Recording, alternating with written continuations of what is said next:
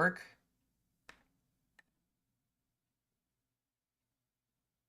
Yeah, now it's working. Strange, I think.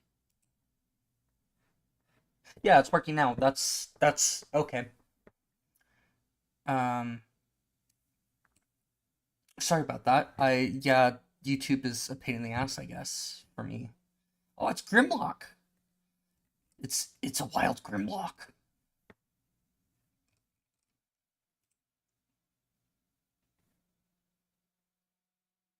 Oh my god, it's Sarah! Sarah! Hi, friend.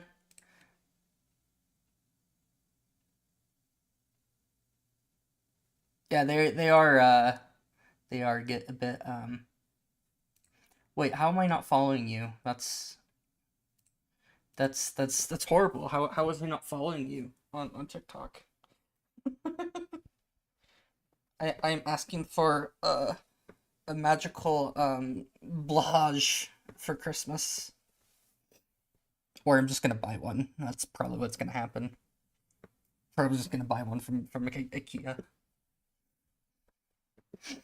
Blue, so it's blahage or bluhai. I think it's actually pronounced blahai because Swedish.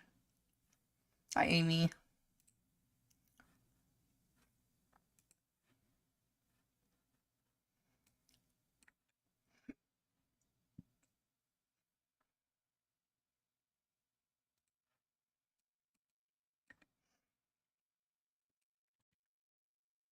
Blahai. Swedish is a funny language. Apparently, it's one of the easiest languages to learn. Um, if you know English, like it's one of the easier languages in terms of learning. If you only know English, which is interesting because it's Nordic.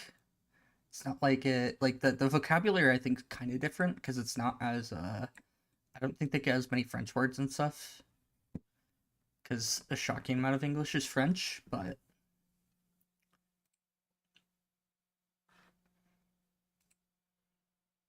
so hear me out. We take a stoat and we paint a trans flag on its belly, and then we send it to attack all the transphobes. Got it? Yeah. Good idea? Bad idea? Oh yeah, and Swedish is yeah. A lot of the I think Finnish is a little bit different alley, but yeah, Swedish is similar to Norwegian, um, but it is different.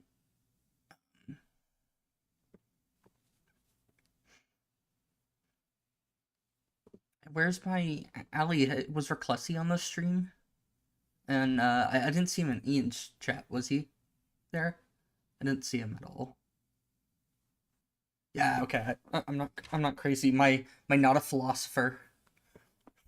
He's earned the nickname not a philosopher after yesterday. Whoops. Oh, your glasses broke. Oh, that's awful. I'm sorry to hear that.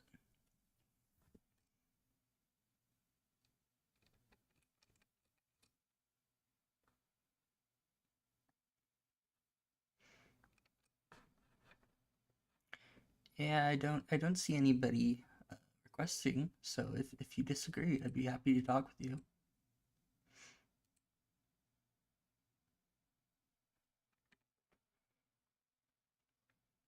I noticed something the other day when I was looking at my sister's social medias. This is like so for like my entire life, my sister's always been had more followers than me on like every social media app.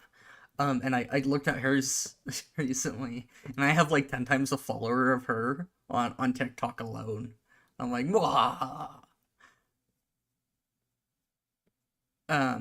What the hell does that mean? So the primary argument that I'm making here is that the interchange policies, they when people argue for them, they generally are starting out with like an idea of protection, but that in fact they are ignoring the very real data that shows us that non-affirmation leads to worse outcomes in life. Um, so to answer your question about anorexic people, no, because we know if we affirm anorexic people, um, it leads to them having worse life outcomes because they literally will just starve, and starving's causing harm.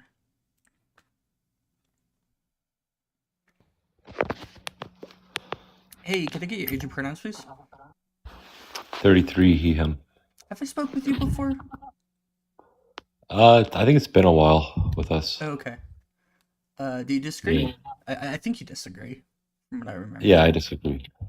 Um, I disagree. I think the affirmation, right, that we can be giving trans people, right, is that what they believe a woman is incorrect, right? A woman can be, you know, anything you want to visualize. There's nothing societal that makes a woman, and I think affirming them that they can be a boy and express however they want. Being a boy doesn't change their expression, right? And that how you express yourself doesn't make that gender.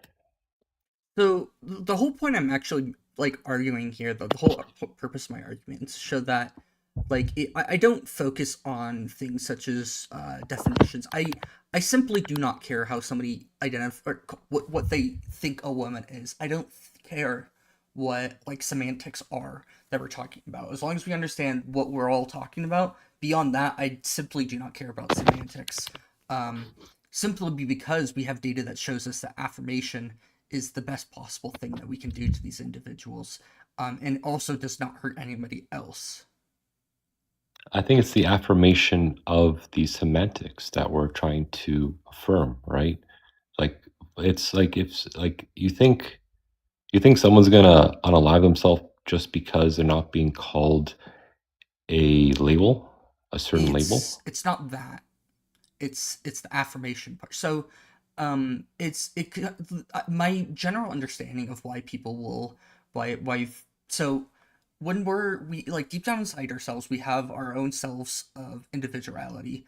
Um, and this is something that we can like we best know ourselves, at least for 99.9% of individuals like over the age of like 10. It's something that we grow into as we grow up, and it's not like we can't manipulate it really. It can be somewhat influenced a little bit by traumatic life events, but outside of that, it's something that doesn't really change. When you're what we've seen is that when you grow up around a family that's supportive of who you are, you have lower risks of drug abuse, you have lower risks of engaging in risky sexual behavior, you have lower rates of Sure. depression, anxiety, and suicide ideation, and suicide attempts go way down. So therefore, I simply do not care what we say is a man or a woman if just affirmation leads to people living better, healthier, longer lives. Right, but it Especially if it's not okay. causing harm to other people. Because at Right, but that that point, to argue against that would be to argue in favor of causing harm, which I would well, just take as a reductio at that point. Like, it's ridiculous to think that we should, for yeah, I semantic don't reasons. yeah, this internal sense of identity that you're saying that somebody develops at a very young age, I don't think that the internal sense of identity has anything to do with the words woman or man. Because if you're saying that it does because of their external influence that has associated what a woman is by these expressions, right? Then I think that would be an incorrect way to teach people how a self identity works. Because, like, let's say my child comes up to me, my son comes up to me and says, "Hey, Daddy, I'm a girl." And my first question to my son is going to be, okay, well, like, what makes you a girl? And their response, right? If they say, I don't know, well, clearly they need to understand what a girl is. So if I tell them, well, like a girl is a female, right? They're not going to be able to associate themselves with a girl unless they use how they dress themselves, what they like to play with, with that association. And that's where the education of, like, listen, son, you can wear a dress, you can wear makeup, you can talk however you want. It doesn't make you any less of a boy. I think it's that kind of education that you're still affirming them in how they want to express themselves, but them understanding the biological foundation of what a boy is. So, like, it's very clear that like trans individuals that their biology is a thing. Being trans doesn't necessarily have to mean that you feel that your biology is wrong. It often includes some sort of gender dysphoria, um, just due to how this persistent, or how this is seen in individuals. Um, but especially at younger ages, this doesn't actually appear as much as almost not fitting in with what we would see as and it's not even just not fitting in. It's a deep sense of I am not what you say I am, kind Okay, of but thing. let's So, break that down. Hold on. When they're saying I'm not a boy, right? I'm a girl, and I have this deep sense of being a girl. What you have to understand, what is it to them that they think is a girl, right? And if they identify those things that make them a girl as these external influences, such as wearing a dress, having long hair, the expression of how we view women in society, um, that's where we should be coming in and educating on them that this deep sense of self, right, is not that it's incorrect, it's that the association with it is incorrect. well, They are this thing I because of this, right? Those things that they're saying they are because of those external influences does not make that gender. Can I call you Cav? Is that okay? Yeah. Okay. All right, Cav. So, we're not saying that masculine women or feminine men cannot exist, nor trans or cis, either way. It is not a choice whether we are trans or not, and it is not external influences or the fact that we like what we like that makes us trans. We just are trans. You could have a male daughter, right? A trans daughter who is into masculine things, and she will still know that she is a girl because our gender identity is not like solely tied to our expression or what we're taught growing up. So, like, how would you explain that kind of thing happening, which it happens consistently? Well, the question I have for every time I ask these individuals who say they are trans, right? Let's, like, whether it's a trans woman or a trans man, I always ask them, like, what makes you, like, what do you think makes you that thing? And the response, right, is not only subjective to all of them, right, but it Mhm. always comes down to this, what I would call an external influence. And then that external influence, right, is that they think a woman is somebody who expresses femininity, right? And I think that's incorrect. And not all of us agree with you on that. First of all, trans non-binary people exist. Second of all, I implore you. I will give you my emotional labor and energy. Ask me about my life growing up, and then you can determine whether or not I was influenced to Are you be the trans? trans. Yes, I am trans. I said I'm non-binary. You're a trans non-binary. Mm-hmm. So, like, okay, so you either don't conform with either gender or you sometimes conform with both, It's correct? dependent on the specific non-binary identity, and there are also are more than two genders. While there may, like, sex is a bimodal spectrum, even if you're intersex male or intersex female, it's not the same with gender. When it comes to being non-binary, there are a ton of different ways that can be expressed. Somebody could be a third gender outside of man and woman, and only that potentially. Like, that's just one example. Well, then my question So for you is, what kind of non-binary are you then? I don't prefer to disclose those things, so I don't. So, okay, well, I'm trying to understand Yeah, and I figure out this implore external you. influence, but you want to explain the Well, thing I you don't need are. to explain that to prove that it's not due to external influence. You just have to ask about my like life growing up, and Okay. whether or not I was influenced in certain ways, and if I was, how so, Sure. and so on and so forth. Sure. Well, like I'm going to start with saying I'm not a man because I identify as a man, right? I'm a man because I was born a male, right? I produce large gametes. There's no you could anyways It's about not yourself, factual, but go ahead. right? Are you a female or a male? That's irrelevant to this conversation. What I am, Okay, listen, what was your childhood like then? Cav, I need you to listen real quick. Thank you. I specifically said, I implore you to ask about my growing up and my external circumstances that I experienced that would make me trans or not. Tell me about them then. Like, what was it like growing up? I was a pastor's kid from the time I was born till I was 11. When I was 12, my parents, who were very overprotective and very like constricting on what we could intake online and like post and stuff. We didn't even have social media until we were like way into our teens, my sister and I. And they found me listening to a video educating on different sexualities. My mom brought me up to my room and said, "Why were you watching this?" And I said, "Because I'm pansexual." And she said, "No, you're not." And that's not even regarding gender. So I was scared to come out to my parents as who I was for years after that. It would have been 7 years until I came out as non-binary. And they did learn and grow to accept people for who they are, whether it be their children or not. But the fact that I was restricted from social media, told that I wasn't who I was, and pushed to be this straight cis person, like Yeah. that's the external influence that I had. Yet I'm still trans, and so is my Well, sister. hold on. That's not the only external influence, right?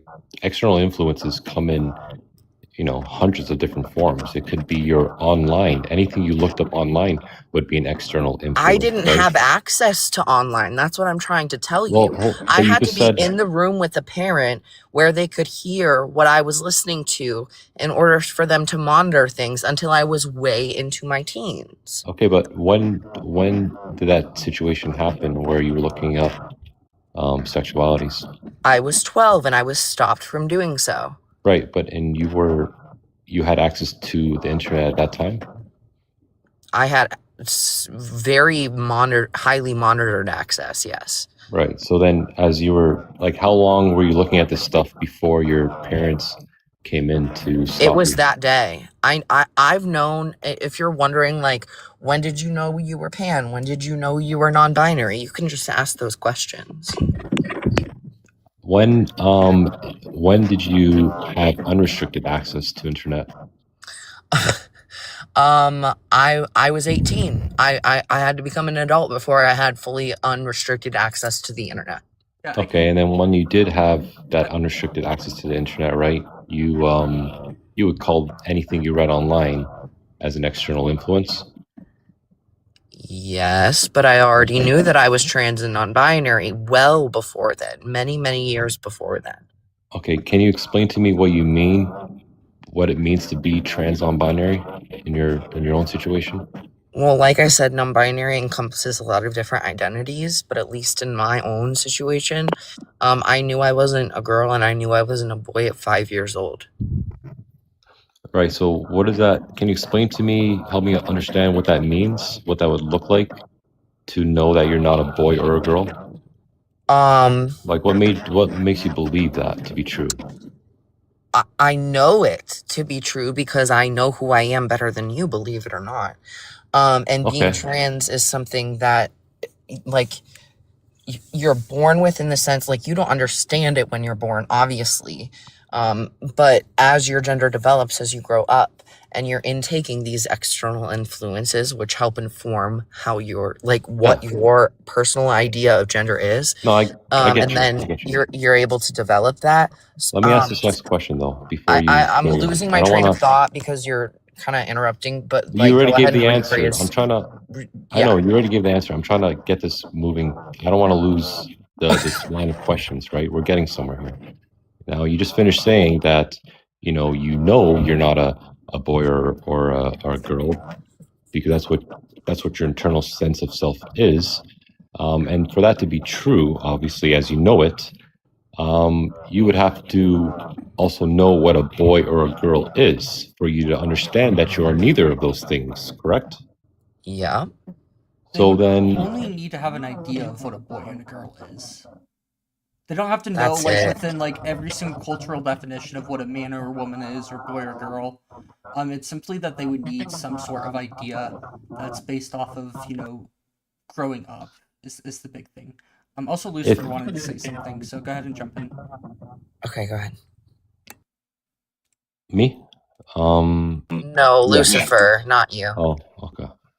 I Oh, don't want to get on yeah. topic here. Well, I just want to know, like, why are you questioning the person above you? Like, why are you being so curious? She asked, oh, okay. First of all, can we get through this first before we start asking other questions? Because Cole, if you were here earlier, she asked me to ask these questions to her. I mean, I just literally told you I'm non-binary. Sorry to cut you off, Lucifer. My pronouns are they, them. Please respect them. yeah, I was gonna say. Okay, You're I already apologize. like openly like misgendering them, even though they told you they're trans non-binary. It's very not hard. Genuinely, it's not on purpose. Well, it Like, wasn't. genuinely, it's not on purpose. No, because you would have asked their pronouns and then fixed how you're speaking to them. Because it's really weird how people don't understand trans non-binary people as a whole, and then they do things. Can we have this conversation without getting into my opinion and your opinion on what grammatically is correct? Because I think I'm grammatically correct, right? You think I'm grammatically incorrect. Can we still have a conversation regardless of our opinion on what I grammatical? don't care what your opinion is, because I'm also trans non-binary and trans masculine, and I'm telling you the thing. Okay, can I get back to Cole over here? You've completely derailed this I convo. don't care what your big fifis are, because the things you're saying are very harmful, and they've already told you, set a boundary. They don't want to say things, and you're constantly pushing, and that's why I came up here, because you're just not respecting set boundaries. So, in all fairness, What? I Okay, did. what have I said that's harmful? Cav. Thank you. In all fairness, I did implore them to ask about like my childhood growing up and stuff to determine whether or not that I was influenced with external factors to be trans.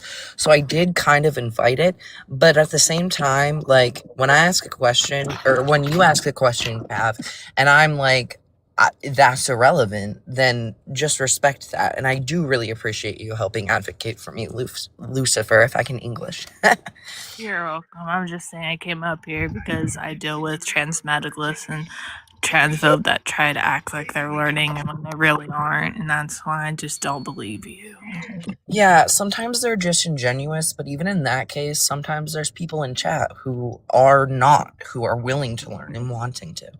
So yeah, I don't necessarily, my autistic ass can't always tell, but I'm still willing to like try and educate. And I think a lot of times that guests will like walk themselves down this path without realizing like, hey, you're gonna prove yourself wrong by the end of it.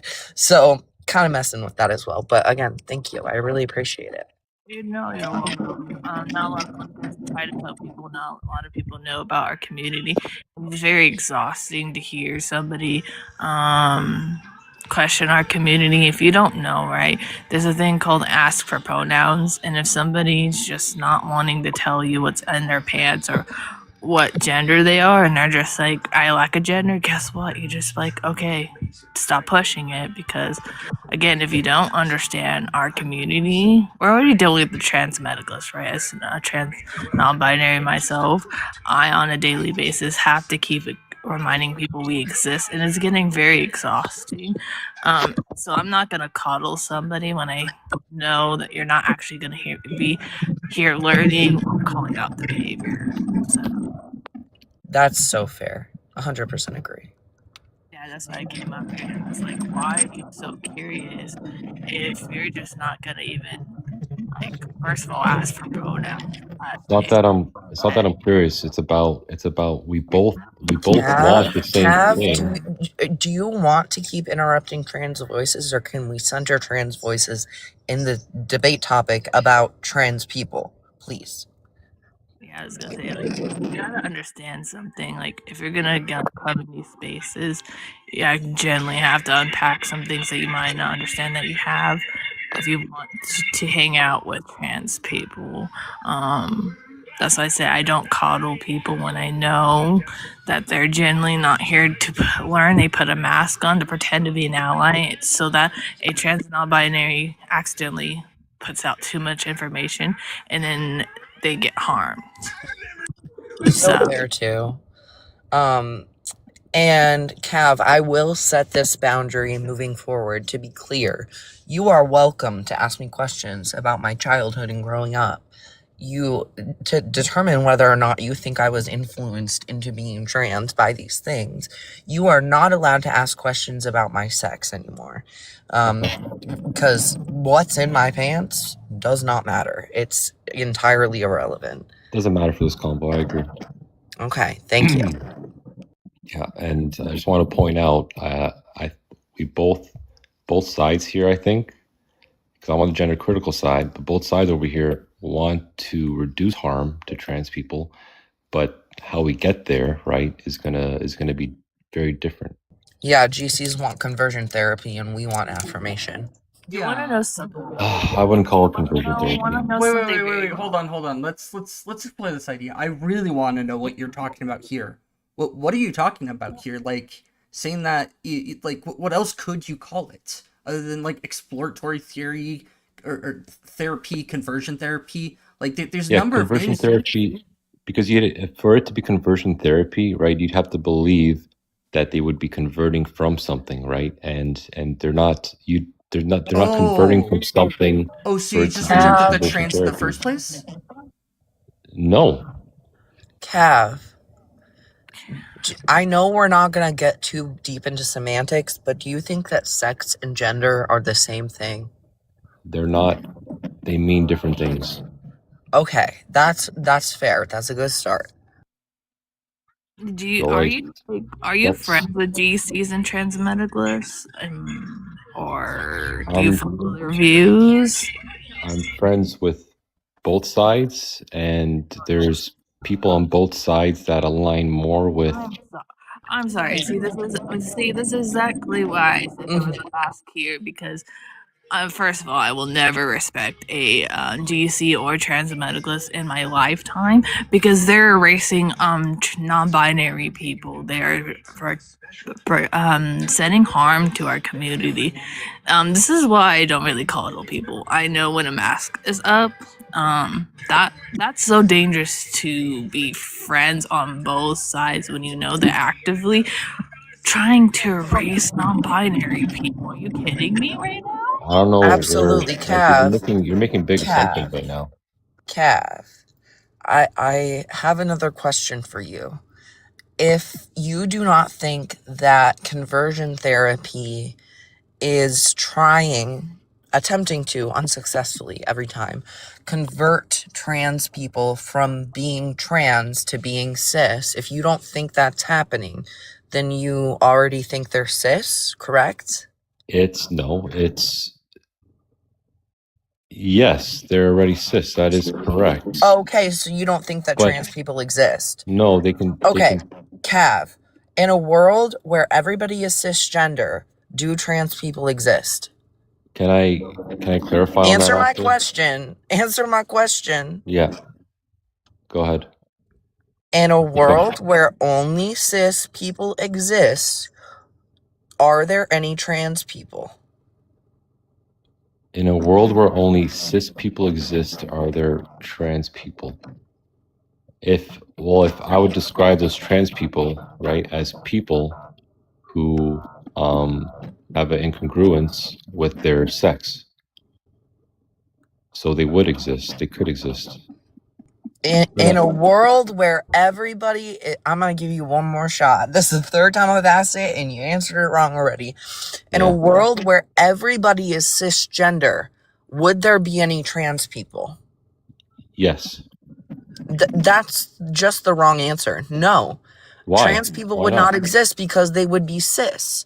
You're How do you only saying define? But no. hold on. What do you mean by trans people? Like, what's a trans person? Someone who has an incongruence between their sex and gender. Exactly.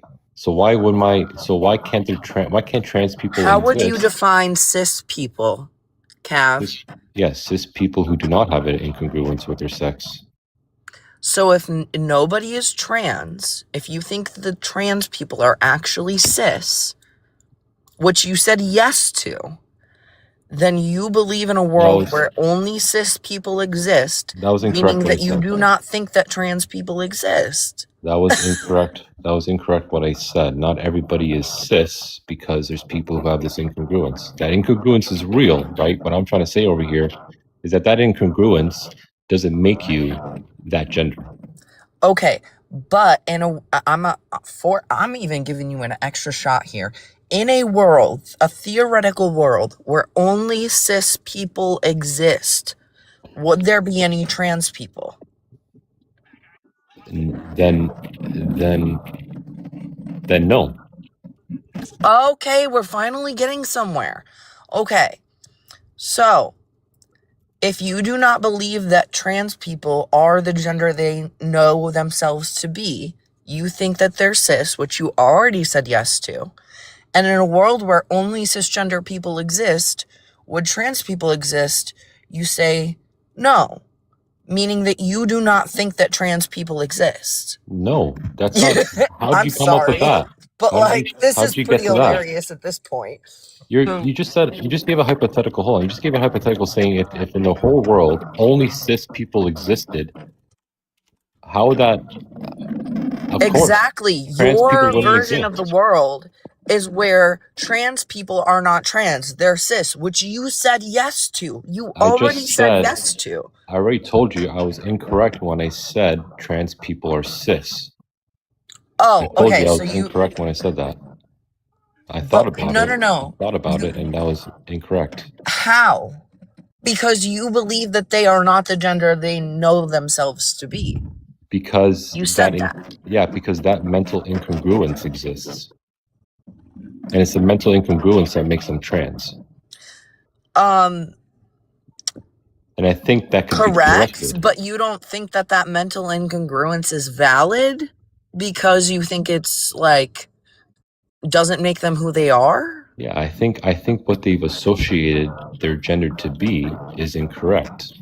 That means that you think they're cis. How do you not understand this? No, because hold on, let's work this out. A trans person is someone who has an incongruence with the sex assigned at birth. What I'm saying is that association that they have with that gender that led to that incongruence is incorrect. It doesn't make them cis. It still makes them trans. Unless they understand the difference between boy and girl. If they were to understand that, they can actually not become trans anymore. They would just be cis because they would understand that they aren't. What do you think a man is? An adult human male. Okay, there we go. You do conflate sex and gender. You said you didn't, but you do. No, there's a difference. So species and age added to the sex, which male and female are sex terms, not gender terms. That's correct. You think that the species and the age added to that somehow makes you not conflating sex and gender at this point. Well, they're not the same, are they? You're right on that, but when you use that definition, you are conflating them. Well, I'm not. What do you mean conflating them? It means that you're using them interchangeably when they're not the same, which you said they're not the same, but you're still using them interchangeably to a large degree. Well, I'm when not, it's related to right? sex. Because I wouldn't call my dog a woman, right? Exactly, but just adding age and species doesn't make it so that you're not conflating sex and gender, because gender is a literal neuropsychosocial construct and sex is just biology.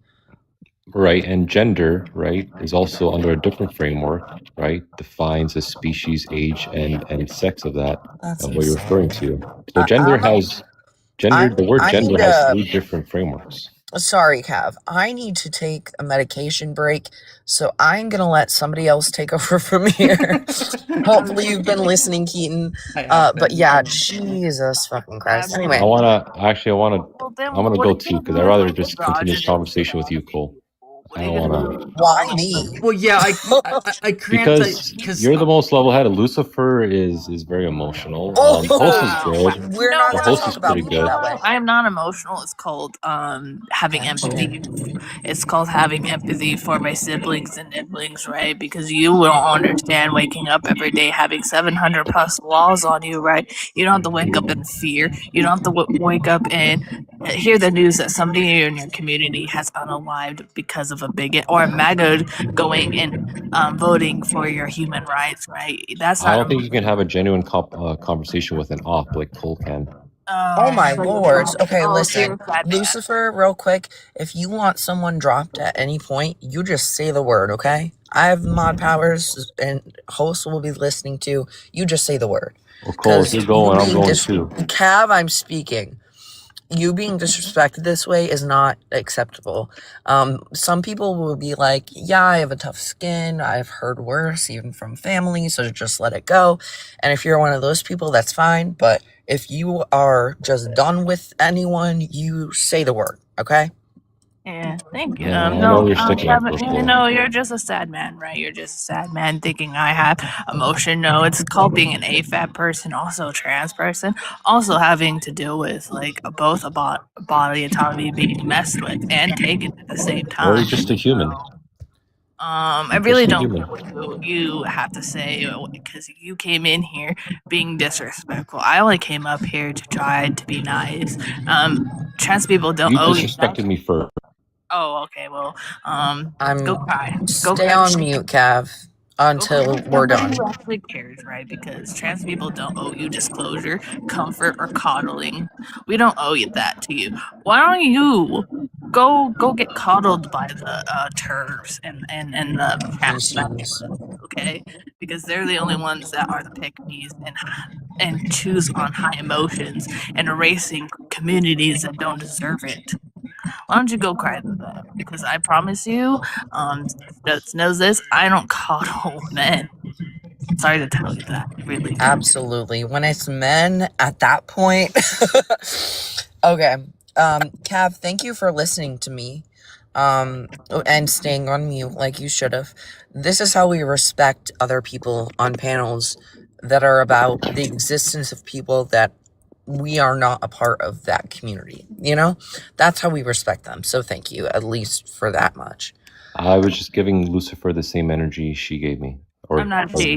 Not whatever. Excuse you? I don't know. He, she. They, them. Am I It's right, Lucifer? yeah, it's they, them, he. And you know what? It doesn't really bother me because I'll just sit and laugh at you because guess what? You're just a sad little man that wants to be I'm on genuinely not doing it on purpose. I I know don't it's care hard to what you believe, have to but say. I'm I genuinely don't like, care what you have to say. Match the energy because I'll do it 10 times worse and go for the juggler. I really don't think you want to go down that road with me because, like I said, I don't care. All you want to do is be on the trans and medicalist and the wrong side. You came in here trying to act like you were gonna be so nice and put the mask on, and I wasn't falling for it. So like if you call this high emotion, I really don't care because at the you end of got the me wrong, Lucifer. Hey, You got me Cav, wrong. when trans people are speaking, you will not be, okay? yeah, like you came in here trying to act like you're here to learn and here to ask questions, but you're off trying to be friends with both sides. You can't be friends on both sides when one is actively harming another community because they think Trump's gonna pick them. I'm sorry, but Kankles McGee is never going to pick them. Okay, they're not safe either, and I'm so sick and tired of people trying to put that mask on. Came up here and called you out, and then you're saying I'm disrespecting you. No, I'm not very disrespectful. I just don't coddle men, and I don't think men should be coddled. I don't even think they should be allowed outside most of the time. I don't think they should be able to vote on motion. But here I am, dealing with you, thinking you would think I'm disrespecting you when you're trying to play on both sides. And I'm telling you, they're gonna catch on very quickly that you're trying to be friends on both sides, and then they're gonna go after you. And what, are you gonna call them disrespectful, or are you still gonna be on your knees for the trans medicalists? Can I respond? First of all, I'm not trying to be friends with anybody here, right? And these two sides you're speaking to, there is multiple two sides to this, right? There's a whole bunch of division within the trans community and non-binary community themselves of how they define terms, as well as the GC community, right? I'm wouldn't call myself really friends, but there's some parts of the trans community that I do agree with, and I think one of the parts that you may represent or believe is going to be the side that I'm not on the side of, right? So there's not a two-side thing here. There's a whole bunch of divisions of this, of these semantics that we're referring to. And I'm definitely not trying to be anybody's friend here. I'm just trying to have a respectful, genuine conversation about how we should. Are that you came in here trying to put Are you this allowed to mask on why interrupt me, and I'm not allowed to interrupt you? I mean, yeah, trans people can interrupt you. Sorry to tell you on this topic. Like, All you right, really well, came in I'm here done here. trying to be on your knees for GCs. You think I'm gonna be nice to you? You think I'm gonna be, oh, that's okay? No, GCs are the worst thing that ever came in existence, and they're the reason why we still have to fight for our rights, because they're investing with everybody in the community. So What no, I'm not gonna. rights? What Wait, let rights are them you? finish. Jesus fucking Christ. Once they're done, I'm going to ask you a Oh my question. gosh. Go ahead, Lucifer. I just don't. I'm not gonna call you. I'm sorry. You're siding with GCs and pervs. You really think I'm gonna be nice to you? Do you really think that we're doing the harm? No, they're doing much worse. They're telling all the MAGA and the bigots come in spaces that are trans people, especially trans non-binary and trans masc people, and to tell them that they're delusional and they are confused and they're not real. We're cross-dressers. That we deserve not to be here breathing anymore. Are you serious? You think I'm gonna be nice to you when you just said that you want to hear from both sides? No, you're just sticking on one side, trying to put on this mask. And I'm sorry, but like, I'm calling it out. You're not a safe space for trans non-binary people. I'm really gonna call it, like, you are not safe for our community. You were trying to act like, oh, I'm just here to ask, but no, you weren't. That's why I came up here, and I'm sticking up for the person below me. And then you said I was being disrespectful. No, it's called passion and empathy. You're just being fake. Being fake. Just drop the mask already and stay with the full chat. If you actually weren't here to learn, you're just here to gather whatever information you have to go in the GCs and go, well, guess what I learned from a trans non-binary person, and mock us. Like, generally, like, I don't think you're here to actually care. As soon as I joined this live, I made it I clear said I'm I was not. going to speak after Lucifer. I said I was going to ask you a question because their questions to you were rhetorical. And then we're going to let the new panelist, Amy, go if they have anything to say right now as well. Oh, Cole, I made it clear. I made it clear I'm an off. Cav, my one question for you is, if a trans, for example, masculine person, a trans masculine non-binary person, or a trans man who was born and observed as female at birth, do you think that those people, like, don't understand that they're still female? No, not necessarily. Okay, I just want to be clear that, like, we know who we are. We know that sex and gender are different, and we know that our sex doesn't align with our gender. That's the whole, like, definition of being trans. And you've been kind of speaking like we don't accept the fact of who we are, what our sex is, even when we do, which is another reason it's not, in fact, a delusion. So I just wanted to make that clear. Go ahead, Amy. Oh, hello. I did say in the chat that I wanted to lay out some things before I debated, mostly stuff that might be important for you. The first thing is I'm not a professional. I'm quite literally some unemployed 18-year-old. But this is a topic that I care a lot about. But also, please know that I am autistic, I also have a developmental delay. So if I go silent for a long period of time, it's not that I'm ignoring you or not answering the question. It takes a lot to process what I'm hearing. But I'll try to answer as respectfully and as honestly as possible. So what did you leave off on, Cole? It was me asking Cole that when we were beginning this conversation before Lucifer interjected, she said that she knows she's neither a boy or a girl, right? And I was Why asking, are you still misgendering me after I was oh my clear? God. Fix it or leave. So, Cav, why does it matter? I'll just be honest with you. I don't think it matters at the end of the day. Why they know this? They simply know this, and if you're not going to accept it, we know that causes harm to individuals. And I really simply don't care about your semantics if you're willing to harm people to enforce these semantics. I simply If have no fucks to give for anybody who wants semantics over human lives. okay, I don't have time for this because every time I'm trying to get through this, Well, yeah, keeps I'm not getting gonna hear semantics about it because I don't give a fuck when If it's I people's told lives you, at stake. if I told you I'm a woman because I like to wear a dress, would that be correct? No. No, Okay, but well I then, simply don't care about what you think a woman is if your That's not what ideas trans cause people harm. believe anyway. if I say I know I'm not a boy or a girl, right? I would have to I would really have to explain Nope, you don't have to explain anything. what I know about a girl and a boy for me to know I'm neither of those, You right? wouldn't have to explain shit, and being a boy and a girl or a man and a woman is different in everybody's head. It's subjective because it's a social construct. It differs based on the society that you live in. High heels were made for men. Okay? Well, you just So said it if right you go there. to those societies, wearing a dress, as you said, or high heels would not be seen as feminine, nor would it be seen as making someone transgender or not.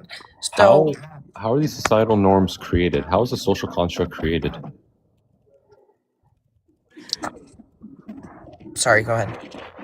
How is a social construct created? Hold on, does it So, matter? Hold on, Cole. It does. yeah, you're I'm just right. gonna ask. Does it matter when people are being harmed? Like this is Well, the it does because it it goes does back not to matter. I do not care about any of this stuff because I can provide you statistics and plenty of them external influence. Have. that show that What the hell's people happening? not affirming leads to harming these individuals and others. Cisgender people get harmed because of anti-trans policies. I was about to say, yeah, Cav, are you aware of the harm that's caused? Or do you care? Do you want to ask questions? Because we have sources. Okay. Also, where the harm is sorry, before you answer that, I know I just asked you a question now. I'm like, don't answer it, but just not yet. I want Amy to have an opportunity to finish what they were saying as well, and present their point, because then I don't think that they ever got to. So I'm gonna give the talking stick back to Amy again. I'm sorry to interrupt. I gotta go. I can't. I don't have time to sit here for this right now. But I follow the host, and maybe I'll try to catch you guys later. Yeah, catch us again for sure, because it is a long, complex conversation. And Amy, I'm still giving you the talking stick to address it anyway, whether he's here or not. Yeah, I think he left. I'm sorry, I didn't say much. I was waiting for an open spot to talk because I have a bad issue with accidentally interrupting people. So I try to stay quiet until there's a clear open spot that I can jump in and interject. That's so fair. If you have any points that you were going to make to Cav, feel free to share them now, because, like I said earlier, the biggest question I had was when he said that when people coming out, they have to explain why, which in my personal belief, I think it's, why do they need to explain? I think it's a very personal thing, as well as we all have different views of what something is. And so what a woman is to one person may not be the same for another person. So I guess I wanted to ask why he felt that we have to justify our identity to someone. That's such a fair question. That's so... Yeah, that comes down to, like, self-ID, and you can't read anyone else's minds. You just have to believe them or not, you know?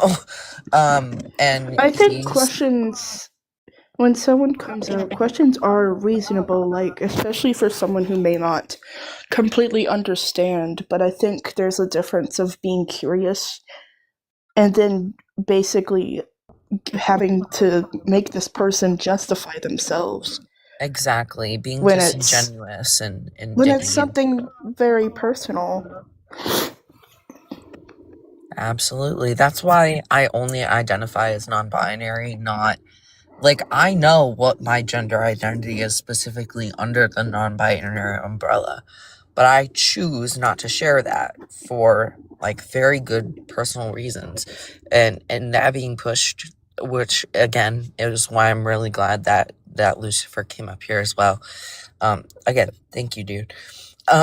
You're welcome. That's why I came in here. I didn't hear the whole conversation, but I was like, it sounds like he's hanging out with GCs, and I was right. Like, it's very easy to call them out.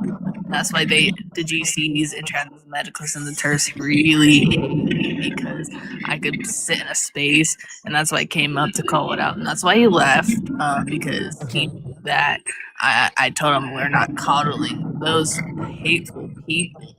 They're the reason why there's so much infighting right now, because trying to say, the trans non-binary trans masculine people are the problem. No, go over there. And that's why he left, because he wants trans medicals and the TERFs to be calm, not coddling them.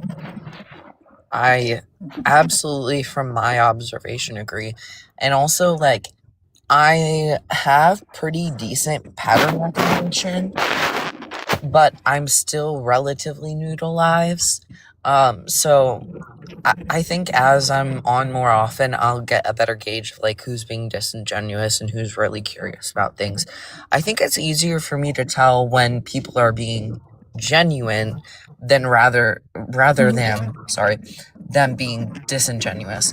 So I just gotta get more experience with it and work on it a little bit. But hopefully I'll get to Lucifer's level of what kind of radar would that be called? Well, the disingenuous radar. well, if you listen to the Disengage. yeah, if you actually Hi, Birdie. if you actually sit in a TERFs or transmedicalist life, and you sit long enough, you'll know the talking points, and you'll see people come up here spouting the same thing, but trying to do it in a way you can't catch. Absolutely. Sorry. I don't know if you got cut off or not. I can mute again if you need to finish. I'm gonna mute the new guest real quick just because they haven't been introduced yet, and I want to be able to finish the conversation fluidly. Oh no, you're fine. I was just saying I've been around the app for a very long time, and that's why I came up here. Because he was doing things, like I said, he's gathering information for the GCs. It's very, very dangerous. Is why you never platform people that are friends with them, because they try to gather information about trans people, especially non-binary people. It's very, very dangerous, because they try to gather what they can and try to hurt. Oh, they're brick walls. Yeah, isn't it similar? I know this was going on within, like, the, what's it called? Not drama talk, but, like, I don't know, where they, like, do call out lives and stuff like that. But they keep documentation of all the information that they have on certain people and share it within, like, Discords and shit. Yeah. And that's fucking terrifying. Like, Yeah. I know I'm gonna be on a list at some point just for being who I am, like most other trans people also know, but like, it is definitely wild to see how that's happening in real time, if that makes sense. Yeah, that's why I came up here to stop him from questioning you, because I already knew what he was trying to do with you, and I wanted to protect your peace from the GCs. So Hey, Thank Lucifer, you, dude. your background audio is kind of horrendous. I'm not gonna lie. I don't mean to be rude, but it's kind of bad at points. I'm starting to realize that we need to use basic terms and basic words to get through their heads. And a simple way to explain a social construct would be like, social construct would be like when people first came on to like, or first came up to like an orange. One person told somebody this is an orange. Then that person told 2 people that it was an orange. Then those 2 people told 4 people that it was an orange. And then it socially was accepted as an orange. I love that explanation. That's great. That's a social construct. They constructed the term for this orange. Absolutely. And then obviously things change over time, over the course of our history, with segregation and stuff and all this stuff and how people act and how things happen, we have to change the meaning of stuff because some of things are disrespectful. yeah, that's the only why I came up here, because he was doing questionings, and I'm like, oh no, he's probably gonna do something in a GC way of harming the person below me. So that's why I came.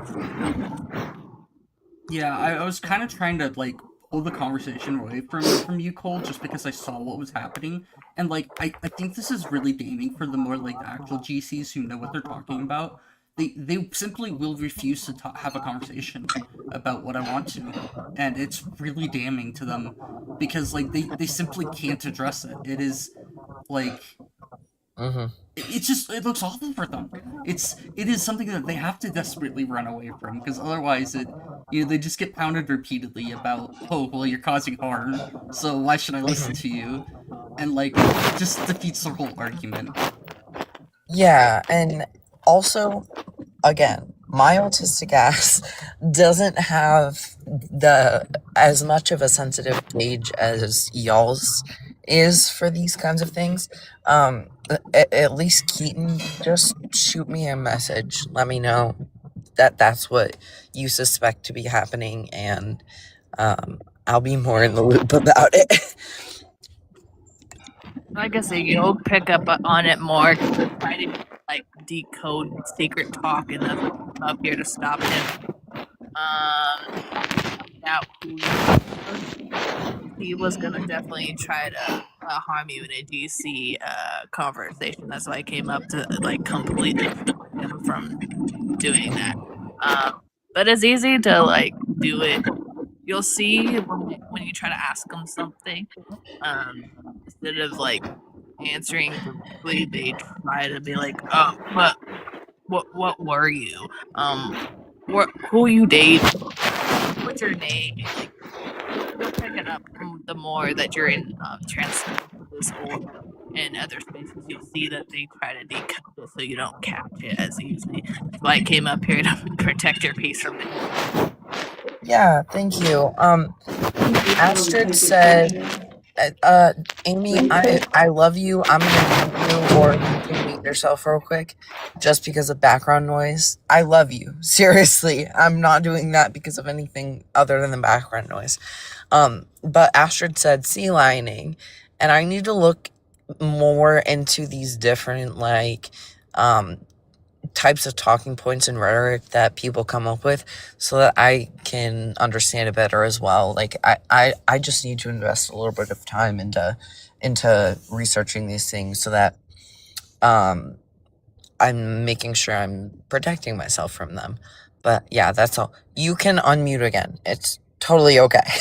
Yeah. But if you're doing something and I'll be unmuted shortly. Heard. Love you. People just keep asking bad faith questions, like the guy the other day. Yeah, that. Yeah. Yeah. And lot I'm of just them, autism. so a lot of Sorry. them just kind of like, they're like, we're just asking questions, and it's We're just framed, yeah, curious. it's framed in this really like innocent way, and they keep doing it, and they won't accept evidence. It's really quite evil, actually. It's a really horrific way to do it. Like it's Honestly, really it's clever in some regards, but like yeah, it's awful. Yeah, that's exactly why I requested up to protect Cole's peace. And Lucifer, you're one of my favorite people tonight, at least. I sent your friend request, so feel free to act on that as you please, even if it's denying it. no, But don't worry, I'll accept it. But yeah, I came up here because I saw what he was doing, and I was like, nope, Cole's gonna get a bunch of GCs in a space where you can't protect yourself. So I had to stop it from your peace, because trust me, they are not very peaceful people, and they definitely do not like non-binary people, and that's why I felt like I called it out as it is. He was trying to wear a mask to where you felt comfortable enough to share whatever, and then he goes running back to the GCs and hurt you. So I was like, nope, I'm not letting that happen, because I've been around too long for to see that they're trying to attack somebody that does not know the secret decoding to harm them. Absolutely. Again, I know I've said thank you like 2 or 3 times already, at least, but understanding it better now, thank you. Like, sincerely. I love that. And I know there are like TERFs that are gay and all that shit, but generally, most of the people in the the 2S LGBTQIA plus community are very like protective of each other. We can typically clock when someone isn't understanding what's happening or needs like an assist, if you will. And I really appreciate you for keeping an eye out for that and then acting upon it when it was necessary. So yeah. Of course, like I said, when you are around spaces more, you'll generally pick it up. You don't have to like pick it up, but you'll see what they're doing more and more. That if they're in the space, you'll see it. They try to hide it, but you'll see it more and more and more, because they try to, like I say, get something out of you to harm you, and then they don't like it when somebody else comes up and be like, yeah, no, you're lying and you're not actually safe. And then he was crashing out on me because he knew I was calling him out for not being a safe space. Absolutely. It's so funny how they immediately crumble when they're actually being called out on their bullshit. Also, hi, Ender. And then what else was I gonna say? Hang on. Give me 2 seconds to try and remember. When you introduce Tiger Lilies, so they can actually say Yeah, hi. I think I forgot anyways. So yeah, Yeah. I've seen you up here for a while. Hi, Tiger Lily. Hi, my name is Lily. I use she, her pronouns, male to female trans. I just want to say hi to everybody and support everybody. I just got home from work.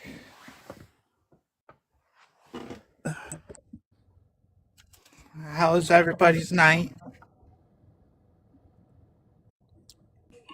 Does host want to start? Yeah, Sorry. I'll start. It's been going good. I don't know. It's been I don't know how long we'll end up going, but yeah, it's been going good so far. Amy, how have you been? How's your night been? It's been good. I ended up sleeping all day, if that's anything. I woke up not like an hour, like not even an hour ago. Sorry for background noise. I'm outside. They want me to take out the trash. That's okay. Astrid, as an honorable mention, said my night was gay, and I fully support that. Okay, Lily, we don't know how your night was, and I personally am curious, so do you mind sharing? It was pretty good. Work went really fast today. I got out on time and it was extremely good today. That's awesome to hear. Also, it's nice to meet you. Nice to meet you too. All right, Lucifer, it's your turn. Well, I'm always making Mogs mad. If you don't know what that is, that's ban of God. They are very hateful of me because of my name and profiles, but I've been dealing with a lot of chaos, and to make it better, I come up and make men mad or the turf mad, and then it just lightens my soul when they crash out and then stumble. I'm like, Alright. brings me so much joy of my soul if I had one. If I had one. So, y'all just gotta snore. That's a rare occasion. Anyway. I like totally understand why people hate men after all the stuff I've taught. Like just talking with people, holy shit, we're awful. Like 90% of the time. Like most 90 of us are like, plus. oh my god. Yeah. So I totally get it. Just I'm not a bad person. Thank you for asking, Lily. My night, let me think. It's been pretty like typical, but that's kind of a good thing. I like my routines for sure. Being able to keep them was good. I did PT today. I'm chilling and medicating, or gardening, which more of you may know what I mean by that. Which is my like pain meds. So that's typically the case for me. But yeah, overall, it's been a pretty good night. And then Keaton was like, I'm live. And I was like, cool. You know, Keaton, that I'm typically here for these things. Because not unlike Lucifer, I do enjoy getting to lay into a GC or two. Oh my god, Lucifer. I don't know if you have Discord. Just because it might be easier to send it there or somewhere else other than TikTok. But I have a clip of me last night. Somebody had said, "What are you, his bitch?" about me to Keaton. And I asked Keaton in Discord if I could be the one to drop him. Then I asked how his day was and how he was doing. And then I dropped him after he got 2 words out and said, "You're my bitch." So that was really entertaining. Like, we don't care, dude. So, yeah, I can send you clips if you're interested. Sorry, I ramble.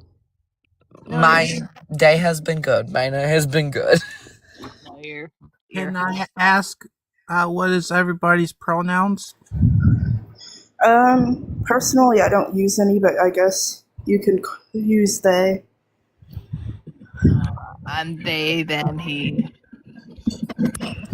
They, them over here, and then Keaton. I'm just he, him. I'm just a guy. I'm just a guy. I'm pretty simple here.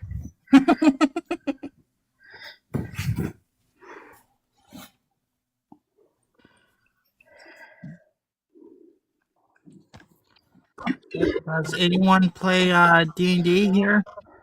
I do. I played on Saturday, and it was a lot less awkward. My first few sessions were awkward. I didn't know how to play my character really, but this session was a lot better. I also got to buy my character a quarterstaff, so I'm pretty happy about that. My character is well, they're a homebrew race. They're a ratkin, so like a humanoid rat, and they're a life cleric. Nice. I have never played D&D. I would love to. My girlfriend played it like a couple of times, and she wants to get into a game. And I had the idea of maybe hosting a game on like TikTok Live. I feel like that would be so fun. Sorry, go ahead, Lucifer. I don't know how to play, but my cousins are deeply into the card game Magic.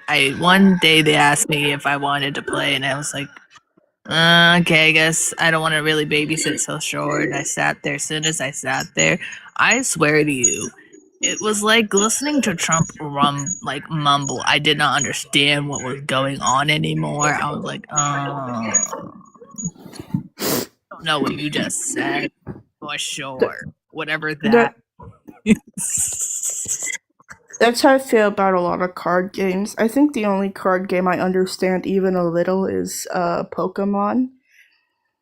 But I only play it on my phone because they have an app where you can have digital Pokemon cards. So it's great. I love Pokemon gambling. I recently watched a video about the Swedish. So there's a Swedish company that made like kind of something similar to Pokemon on PC, but it was Swedish. And one of their monsters' name was Butt God, like literally Butt God. Like you can't make this shit up. Oh my lord. Lily, if you do end up streaming D&D, let me know, because I've been interested in RPGs for I was probably like early in my teenage years when I wanted to learn, but it was always, we're in the middle of the campaign, maybe like the next one, but then wouldn't want to just show me how it worked before I knew how it worked, if that makes sense. So I'd love to be able to even just watch, because I'll learn a lot just by watching. Absolutely. I do not understand. I don't think it's meant for my brain, and I can't sit still for the life of me. That's why I was trying to like. Relatable. I'm just sitting there. I'm just like, I need to move around. I can't. The cards. I feel like what is just.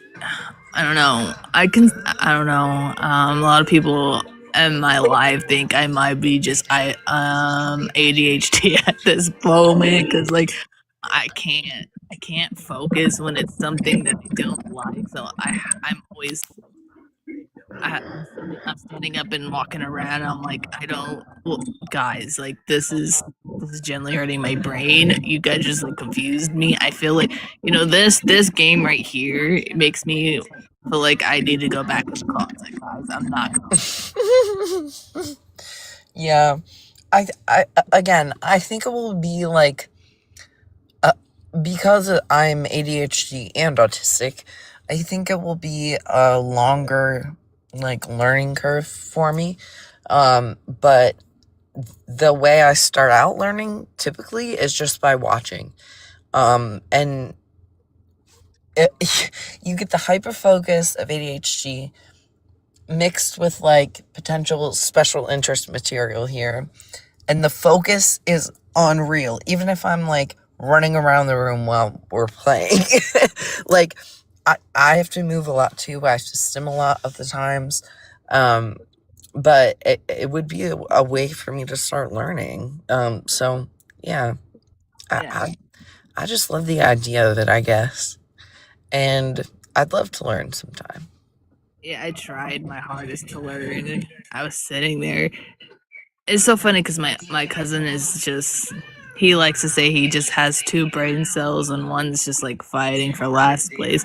And then I sit there and I'm hearing him just talk, and I'm like, what did you just say? I don't even know what you just said right now. Right. He's like, yeah, you have to roll this and add this and do this. And I'm like, you know what, at this point, I'd rather just go take a nap, because what do you mean I have to do all of this? This right here is a nightmare. I can't. Lots of steps and lots of patience. I do not have patience. As you could tell, is that I am. Genuinely, I was a person who would say the same thing about myself. And when it was framed to me that patience is not a noun, like having patience is it's a verb. It's something that you practice. It's something that you do regardless of like how your brain feels while you're trying to be patient, if that makes sense. Oh, hey Edna. Oh, they're gone now. Sorry. Edna, Oh, no. literally. Go away. I Go I away. That's I so would have fair, debated them, Nate. but yeah. Oh, are they No, I gone? can't. My soul. Already? Let me try to see if I can invite them up. Oh, Invit- no. you can drop if you want to, Lucifer. Edna is the worst I feel you. transmedicalist person. They generally hurt my soul. I can't. I would They are just very. hold their feet to the prompt and just let them burn on it. Because I don't Honestly, think there's a hi, way out of Izzy. it. It's just damning if you hold their feet to it. You're like, is that a Mhm. pivot? No. You answer the prompt. Yeah. Yeah. Yeah. Izzy, I see you a lot in our comments, which I love. I think I added you. Yes, okay. Just thank you for being here. Thank you for supporting the live. I just want to say that real quick. Oh, mod break. Tap the screen if you enjoy these conversations, even if you are opposition. Share the live as well. These things help us continue to bring in traffic and continue these conversations. Thank you. Yeah, the Nova gets it. Nova gets it. I will sit. And that's just, oh God, if you understand Cole, you're generally would sit here and just start screaming because, like, I know they just shared it to their backup or their minions of GCs or their turfs. So I would be very careful on that because they're very, very harmful people. So they just shared it. I've basically deep cleansed my TikTok, YouTube, and Twitch of any like personal information after I realized that like there's actually people who would like track you down and be an asshole like that. So I'm just like I'll clean it just in case for that. Yeah, So. I was already being stalked by an ex, as some of you know. So this isn't my name, you know? Like, I don't have any personal information, nor do I have videos posted. What's the other thing I was gonna say? Oh yeah.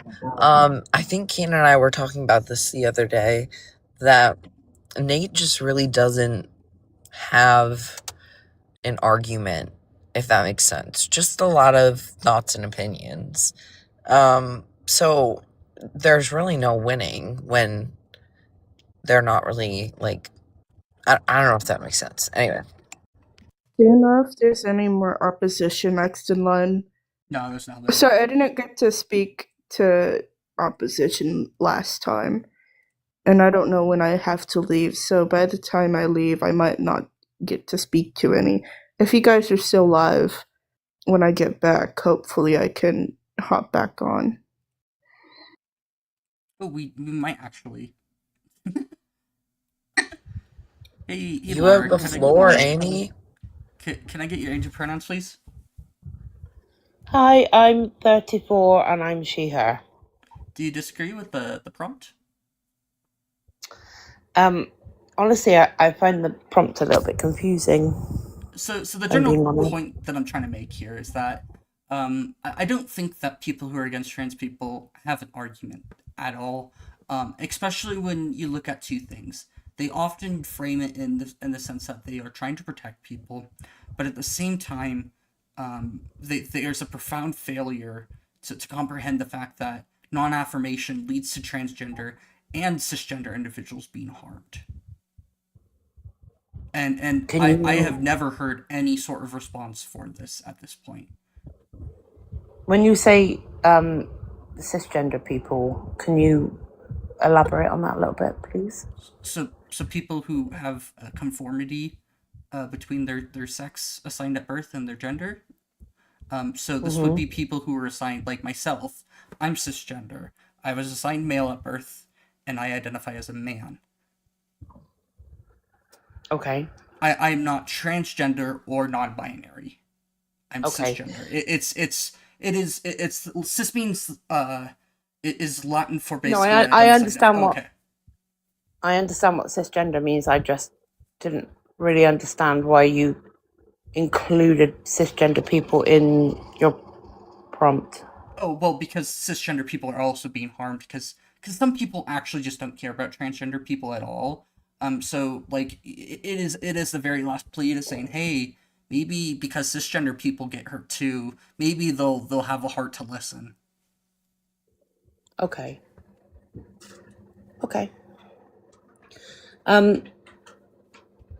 I suppose my stance, and this is just my stance. I just want to make it very clear that I'm not trying to step on other people's feelings, thoughts, and emotions.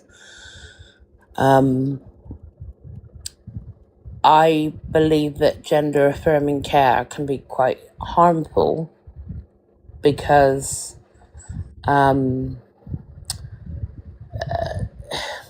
hormones, especially like if you're just going to identify as trans and not have any sort of intervention other than therapy, which I think is really important for people that do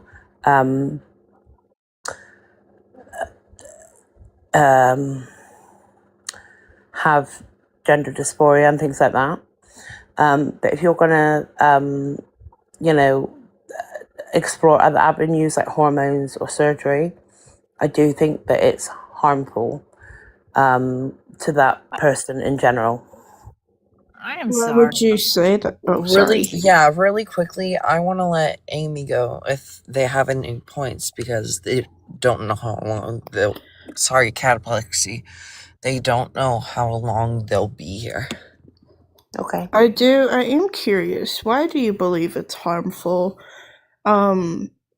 Like, how is it harmful to the individual, if I may ask? So from what I've researched, and as somebody who has a friend that's detransitioned, hormones that, so let's just say, for example, you're a biological woman and you want to take testosterone and things like that, it can be very, very harmful to your internal organs, to your feminine organs. It can even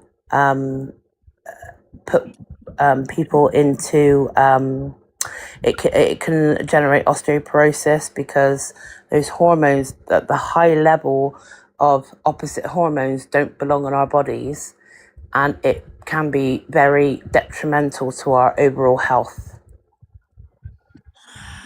And like I said, as somebody who has a friend that was trans and who's Don't do detransitioned, that. Please don't do that. but I do. Tokenization isn't great. Let's But I do. avoid Even though Laura. Let's avoid anecdotes and stick to peer-reviewed sources. Okay? Yeah, like, are you gonna deny kids, like girls, young girls who need gender affirming care for period pains? Are you gonna be like, nah, you can't do that?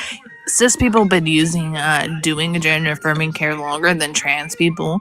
And as soon as we do the same thing, then you guys are like crying about it. You're just like, well, it does this, it does that. Well, guess what?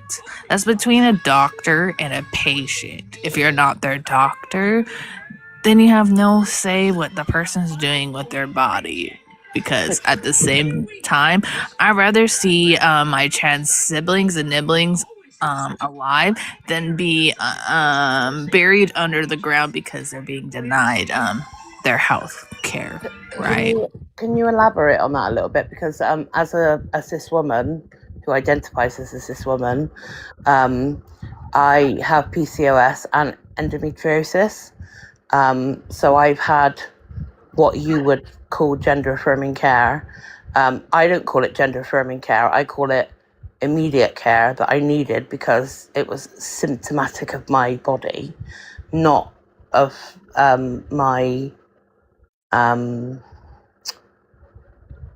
mental health. And I don't mean that to be disrespectful, but generally speaking, when we're talking about gender affirming care, it comes from the mind before it And I would actually say it's lies, right? Because there's too many of the people in the trans community that have lost their life because they're being denied treatment, and some of them are. But what treatment are we talking about here? Laura, a trans person was speaking. Allow them to finish.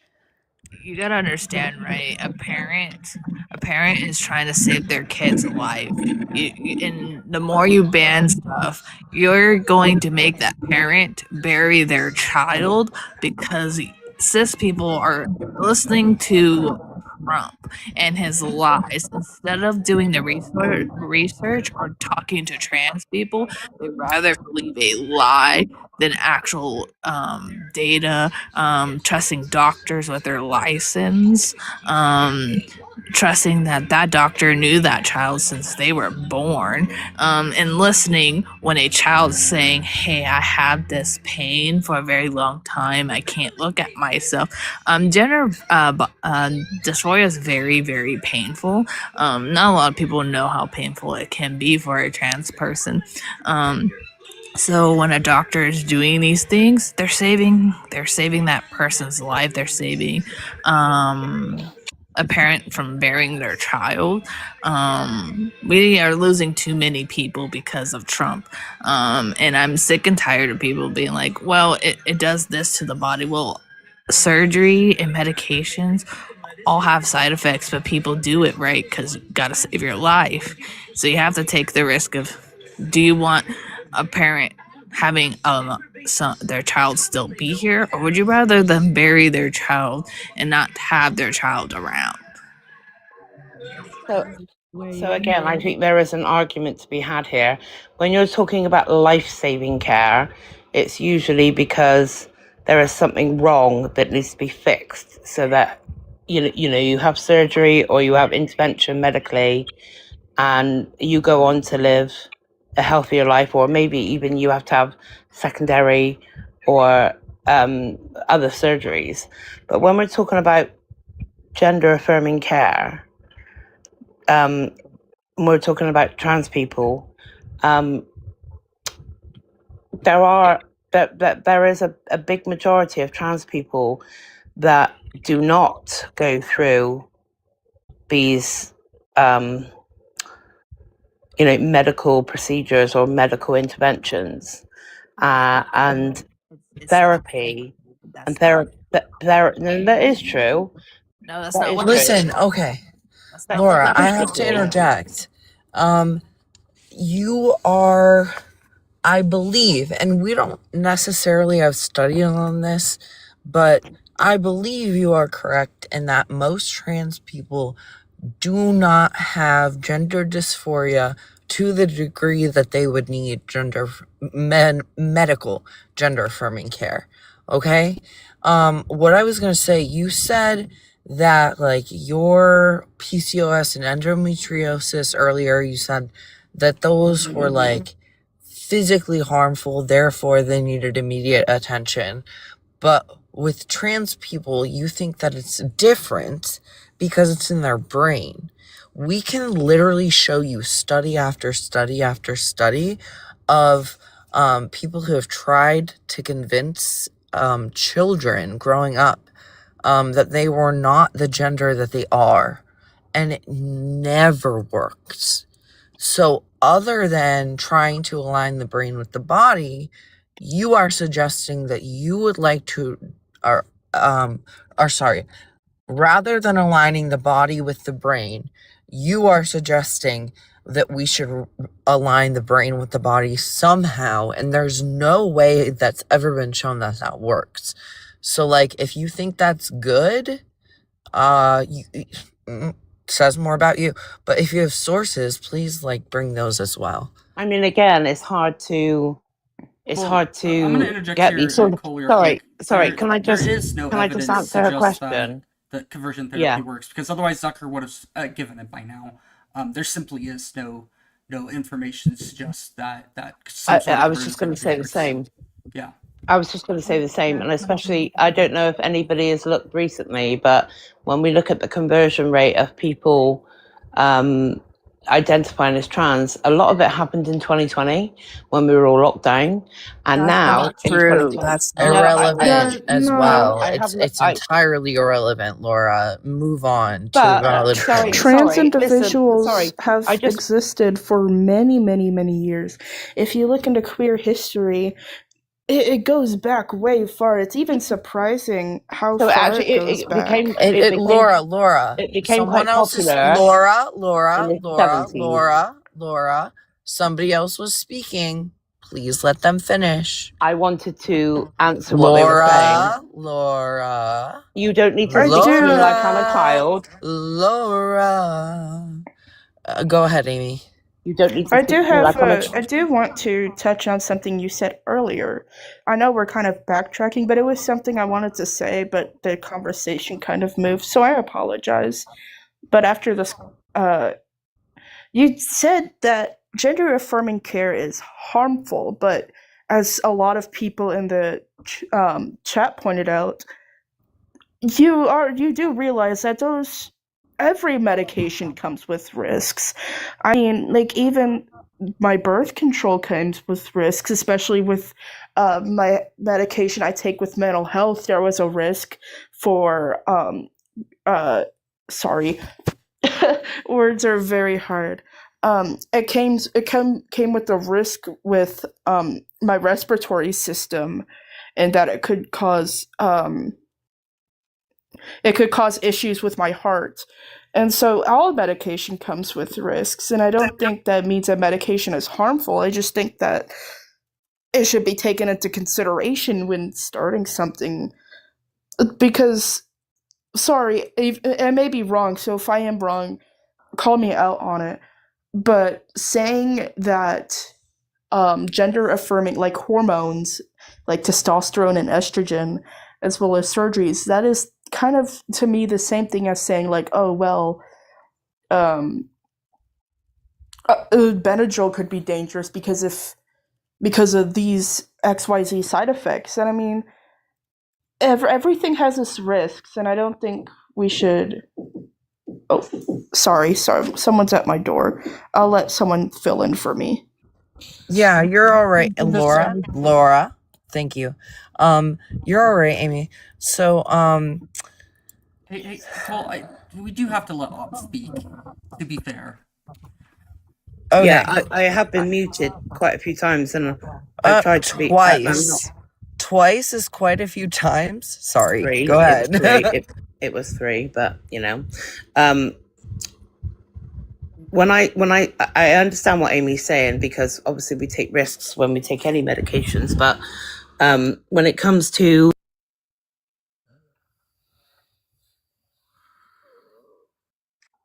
I got something to say here. As Okay, a go ahead. why have I just been muted again? It That wasn't me. That was Astrid. I don't know why Astrid did. So I was trying to answer Amy. I know that she's not here, but I was trying to answer what she said. When it comes to, you know, medicines, yes, there are some risks. But when it comes to life-saving medication like asthma, like inhalers, when it comes to like Benadryl, like she said, if you're having an anaphylactic response to something that you're allergic to, that is life-saving care. So that's very different. When I talk about hormones, it's not. I'm sorry. I'm going to weigh in now. I've been trying to weigh in for a while here. As a trans girl, before I came out, I was very suicidal. I even crashed my car. So these medication is life-saving to a trans person. Okay. Yeah, so I can actually back this up too, is that it is life-saving in the same way that like chemotherapy is life-saving to somebody who has cancer, actually.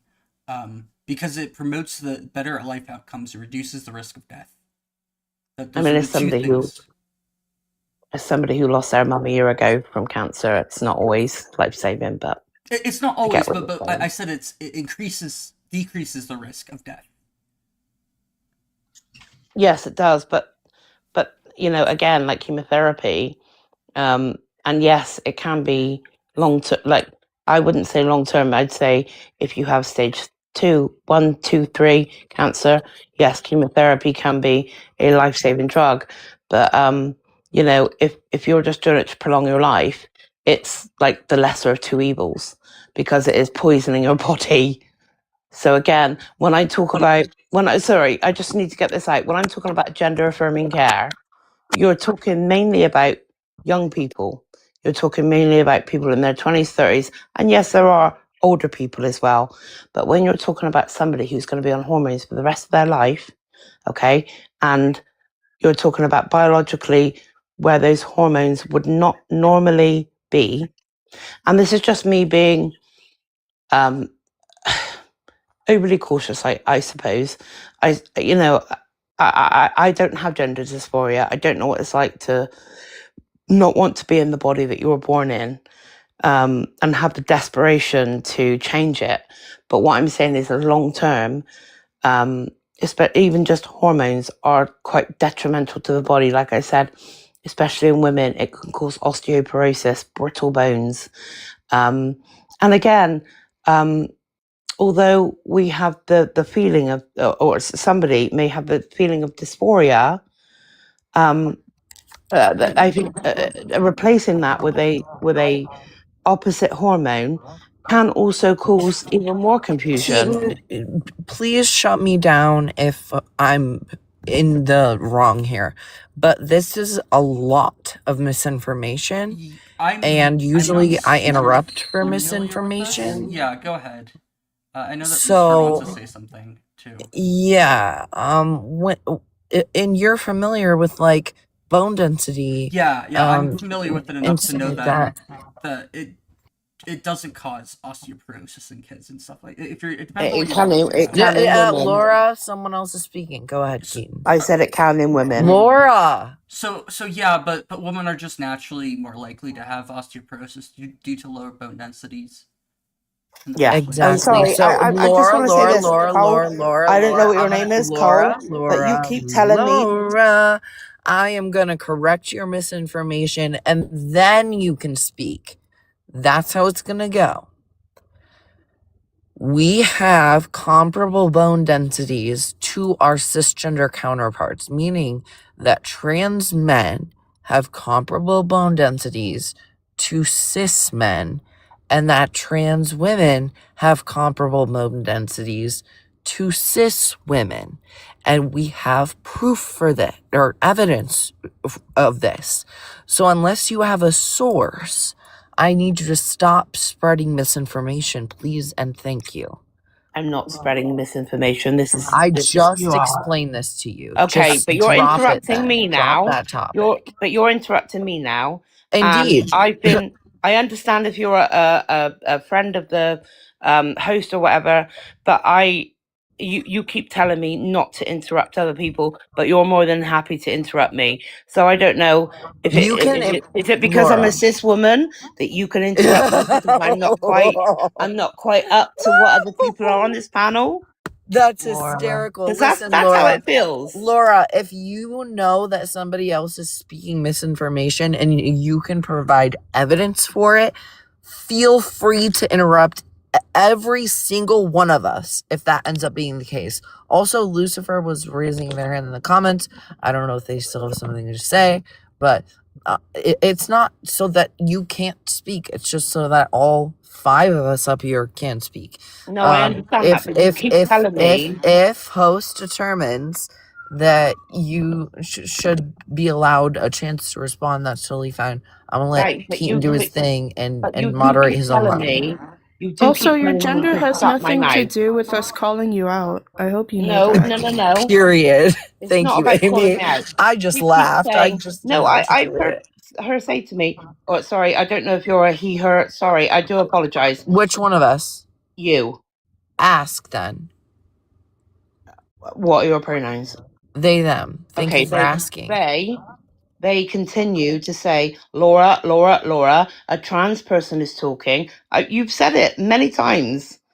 So I've stopped talking because I am respectful. Okay?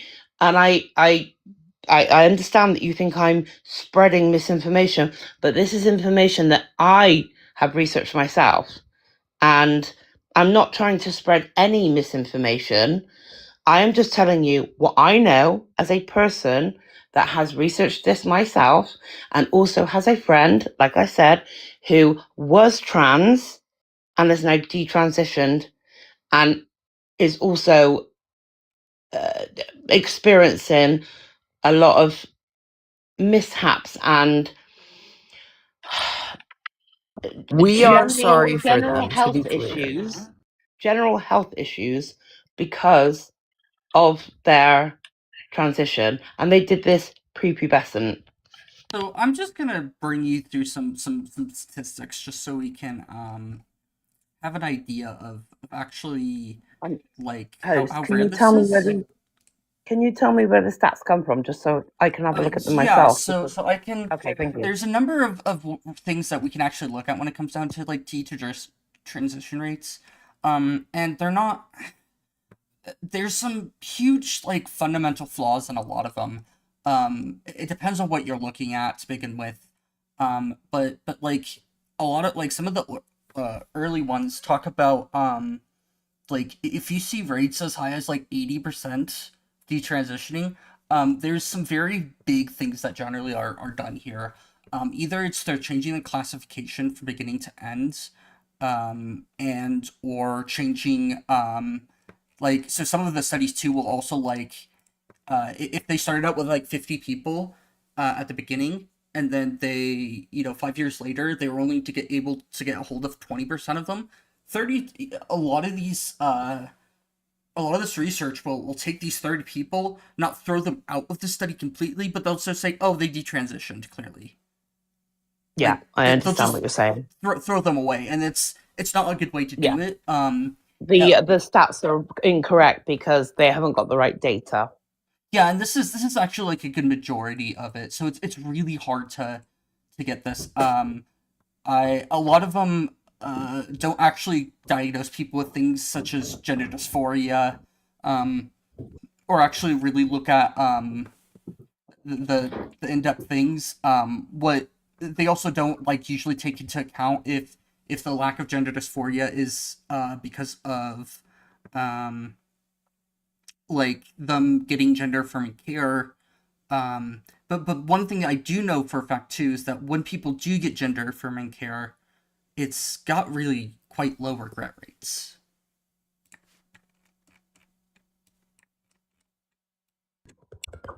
Yeah, I can see that because you're I not think that understanding the harm you're spreading. To be honest, as a trans person myself, it's kind of getting really frustrating. I'm not trying to spread any harm. Just You are FYI. though. You are though. But that's Is it open? Laura, Sorry. even if you aren't trying to, you are. Listen to trans folks when they're telling you about your behavior towards them. Please. But all I have, and I will be very honest here, I have not said that I don't believe in trans people.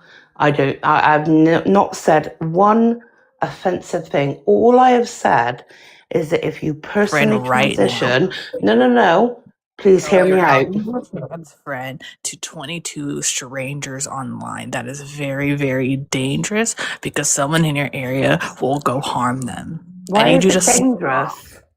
Because you're outing them to bigots. I'm gonna not try to get this live bad. I'm confused by what you mean. Being You successful. literally keep trying to give details about your friend to 22 strangers online. That is so dangerous. I need to stop because Sorry, whoever is typing, Sorry, I can't hear what you're saying. Yeah, sorry, I didn't hear any of that, so I apologize. Sorry, could you start again? I said you're outing your friend to 22 strangers online. Did they even give you permission or consent to share their story to people that you don't know? My friend, who I've not shared a name or a doesn't matter. location. You're on the internet. Of course it matters. No one's going to know who I'm talking about. Do you realize people in your area might be listening? No You're one not. You're who in not. my area is going to be listening. I had a look at the bloody chat before I came in. There was 13 people on this chat when I came in. Nobody. See, this is the why I'm saying you don't care. It's not that I don't care. You're outing your friend with little bits and pieces to 20. The only thing I have said, I've said no names, no locations. It doesn't. No, because you are conflating that I've basically you're told on the internet. And the internet that my next door neighbor. This could be somebody that I've met halfway across the world. It doesn't matter. Of course it does, because you just said. Trans person. You are outing a trans person. I'm not outing anyone. They did not give you consent to disclose who they are as a person. Again, Laura, you are being a great example of somebody who does not want to listen to trans voices and talks over them. Wow. So just know you're saying more about yourself than you are about us. I'm confused because I am not against trans people. But you're not outing once. your trans friend. I could be lying. You have no idea. Yeah, I don't have no idea who I'm a speaking trans about. person. Are you serious right now? If I was your friend and I told you, hey, I'm trans, and then you go on the internet and telling people bits and pieces of me that I didn't consent to, I would drop communication right now and I would never ever talk to you because that's why would you be ashamed of being trans, and why would you be ashamed of being trans? No, that's not being ashamed. You're sharing somebody else's journey without them being here or giving. You don't know that I have consent, so you can't say. Do you have consent, Laura? Of course I do. I doubt that. I doubt that. I also highly doubt that. that. You think that says more about you than it does about me. No, you can't. Of course it does. Of course it does. That means that you're untrusting. You are untrusting of people that don't agree with you. No, because I'm a trans person. Here too. So? I don't want this to spiral. I don't want this to spiral. But this kind of the points that you bring up that you're tokenizing an individual is problematic. I'm not tokenizing anybody. I mean, you're using it, so actually, this is actually something that I read in there's a study published by Newark et al. In the International Study of Transgenderism back in 2018, and it brings up some interesting points that if you consider yourself at any point you're cis, despite if you ever question your gender or considered yourself trans, but if you're trans on the other hand, you must be completely unwavering in your gender, or you'll never be taken seriously. And not only will you not be helped, you might be used as a token, or used as an argument for why trans or queer people are deviant. And this is something that I've seen time and time again, and we can see this in things such as like trans broken arm syndrome, where medical healthcare providers discriminate against trans people or wrongly attributes them symptoms to their just being transgender, and it causes these people harm. So it's the idea that we have to be that trans people have to be unwavering, or that people detransition who weren't even completely what I would consider like trans, in the sense that they are, sure about this entirely. I simply find that just not the same thing because cis people don't have to. Do you not think it's harmful? You can let them speak. Do you not think that it's harmful with what your panel has said to me, that I'm tokenizing and that I am unfeeling and that I'm transphobic? Do you not think that that can be harmful to me as a person who is very understanding of other people and has empathy for other people? Do you not think that that could be harmful to me as an individual? Can I answer that, Stowe, or do you want to? I'll say something quick. It might be harmful to you in some regards, and I don't want to push it. So that's okay, harmful, is it? But here's the thing. Let him finish. The harm upon transgender people is significantly more than just the social backlash of being told that you're transphobic or something like that. It is often quite literally the difference in between getting like on a social level, anytime that people are tokenizing trans people and saying, oh well, this, maybe we need to be cautious about this, it just puts another wall between trans people and getting the help that they actually need and deserve. We don't put these same roadblocks up for cis people, so why on earth do we put them up for trans people? Well, nobody's put any roadblocks up Can for I me. respond? Keaton or Laura, can you, sorry, ask the question again, because ADHD brain forgot, but I had something important to say. You mean the question I just asked? Yeah, that's so just responded to. So I've been called. I've been called. I remember now. Yeah. Sorry to interject, but I do remember now. Do you think that how do I want to phrase this? Do you think that the mental and emotional damage to you from being called these things, which I don't think any of us have called you transphobic so far, but regardless, if other people have as well, do you think that that harm that you, I didn't want to say harm because it's really just like, well, your you told feelings are, me. let me finish. It's really just your feelings are hurt. Do you think that harm is worse than what trans people experience in society just by simply existing? So you told me. Yes I am or no? harm. To No, start, sorry. yes. I need to answer it more than a yes or no. Well, you can, but yes or no first is what I'm saying.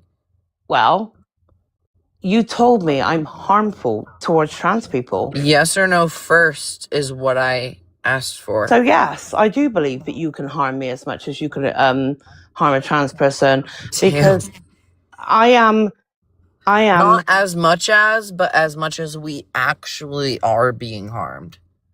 Does that make sense? So again, I can't answer for somebody that's trans because I don't know what. Although I can semi see what. No, I can't. I can't.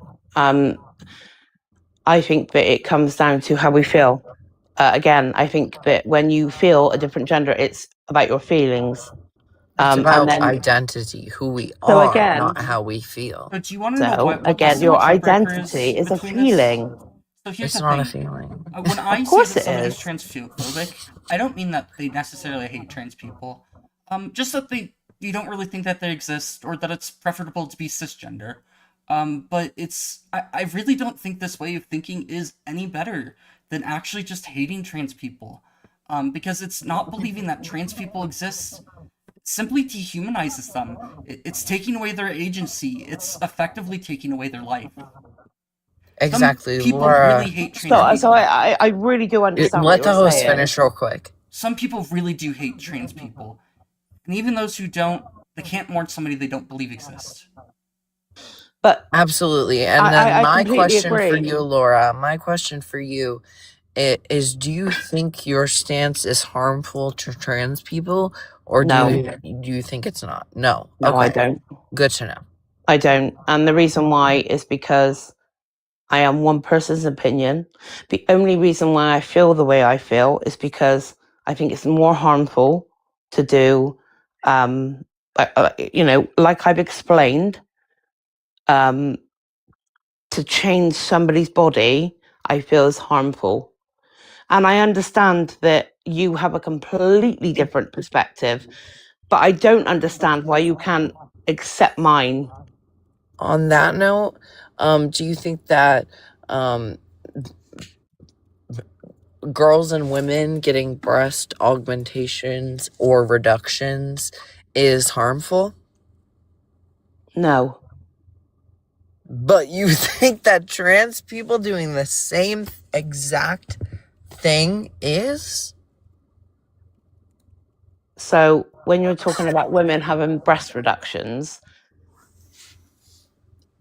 generally speaking, a trans person would not have have their breast chopped off if they weren't on hormones. That's misinformation. That is absolutely not My true. mom did. That is wild. My mom did. Okay, is your mum trans? No. So your mum had her breast chopped off, Yes. but was probably going through menopause to have No. estrogen, which is a No, female she hormone, wasn't going right? through You're so menopause. uneducated on this.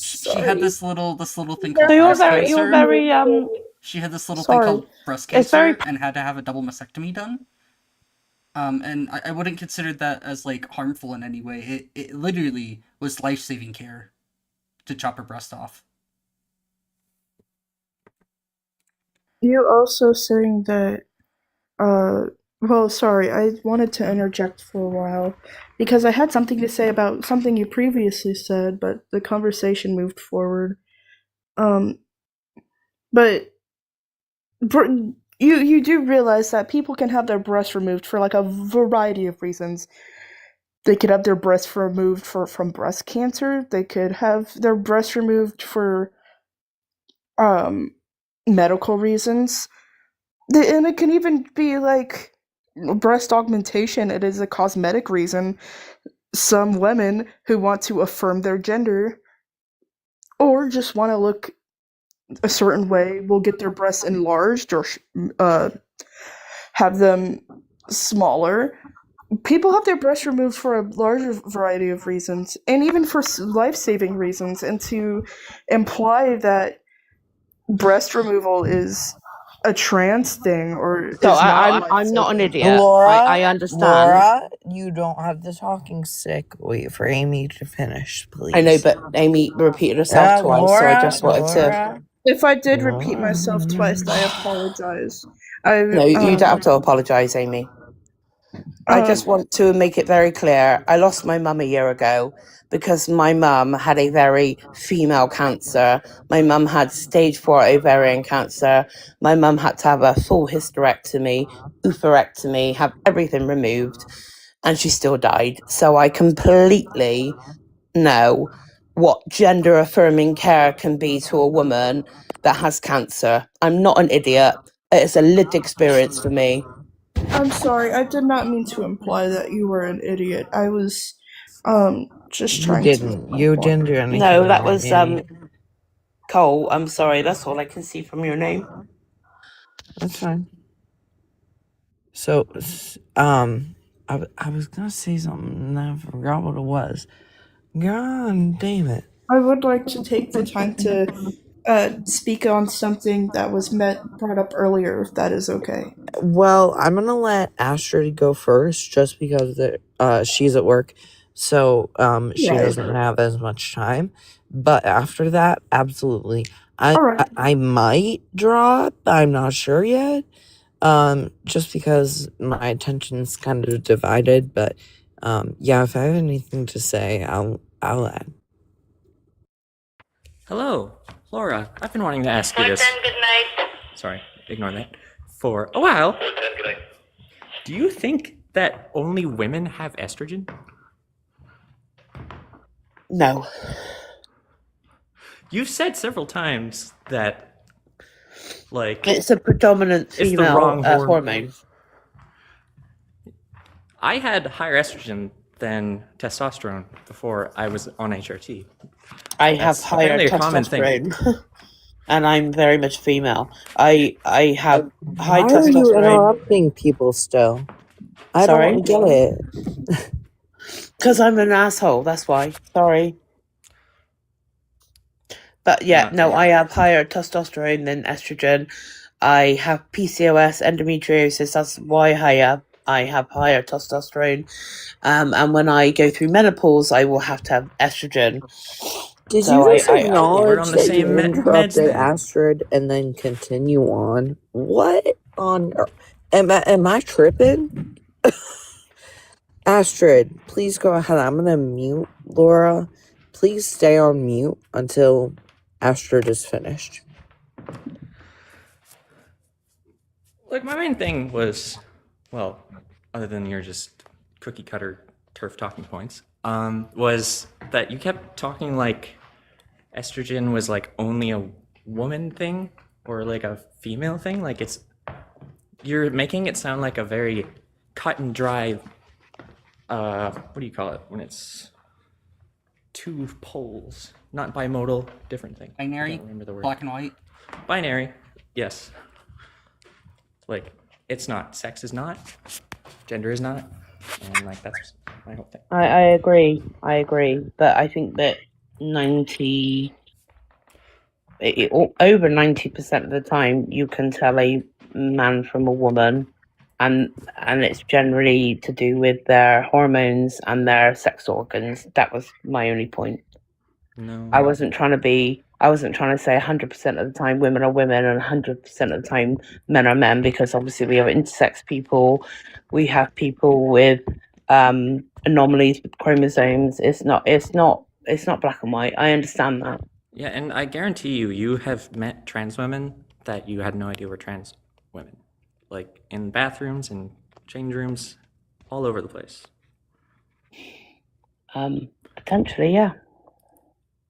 Yeah. Potentially. So like, but there was a study, and I'm not trying to be rude here, but there was a study done that said that most people can tell if somebody is trans. I think it's by about who? Source? 90% of the time. Yeah, I'm gonna need a source on that one. But Yeah, also, I have to go back to work. You're stupid. Bye. Please. Cite your sources if you're gonna make a. I think it's on Google. Like it's that. Google is government not study. a source, honey. I'm sorry to tell you. No, Google isn't a source, but when the source is so profound, you can find it on Google. I don't know if you know that. Give us something to look for, or your points aren't backed by evidence. It's that simple. Have you ever Googled that yourself, or researched that yourself? Considering I've had a special interest in sex and gender since, God, I was probably 13 or 14, so a decade or better. Yeah, I have researched these things myself. Okay. So have you seen that study anywhere? Which specific study? You just said Google. I'm saying that generally people can tell if somebody is trans by looking at them. I think it's something like 96.6% of the time. I Are you just don't speaking of trans women in source particular? Because trans men, they'll fucking bamboozle you instantly. Holy shit, Absolutely. they bamboozle me all the time. I'm like, wait, you're trans?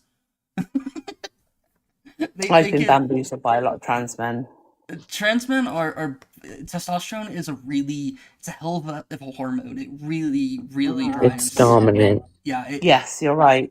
But I think within trans women, it's less so because testosterone is so predominant. Yeah, it's just because testosterone is pretty dominant. So maybe the study I read was host finish speaking. But if people go through gender affirming hormones and they aren't forced to go through male puberty, because it would be forcing them because it's against their will.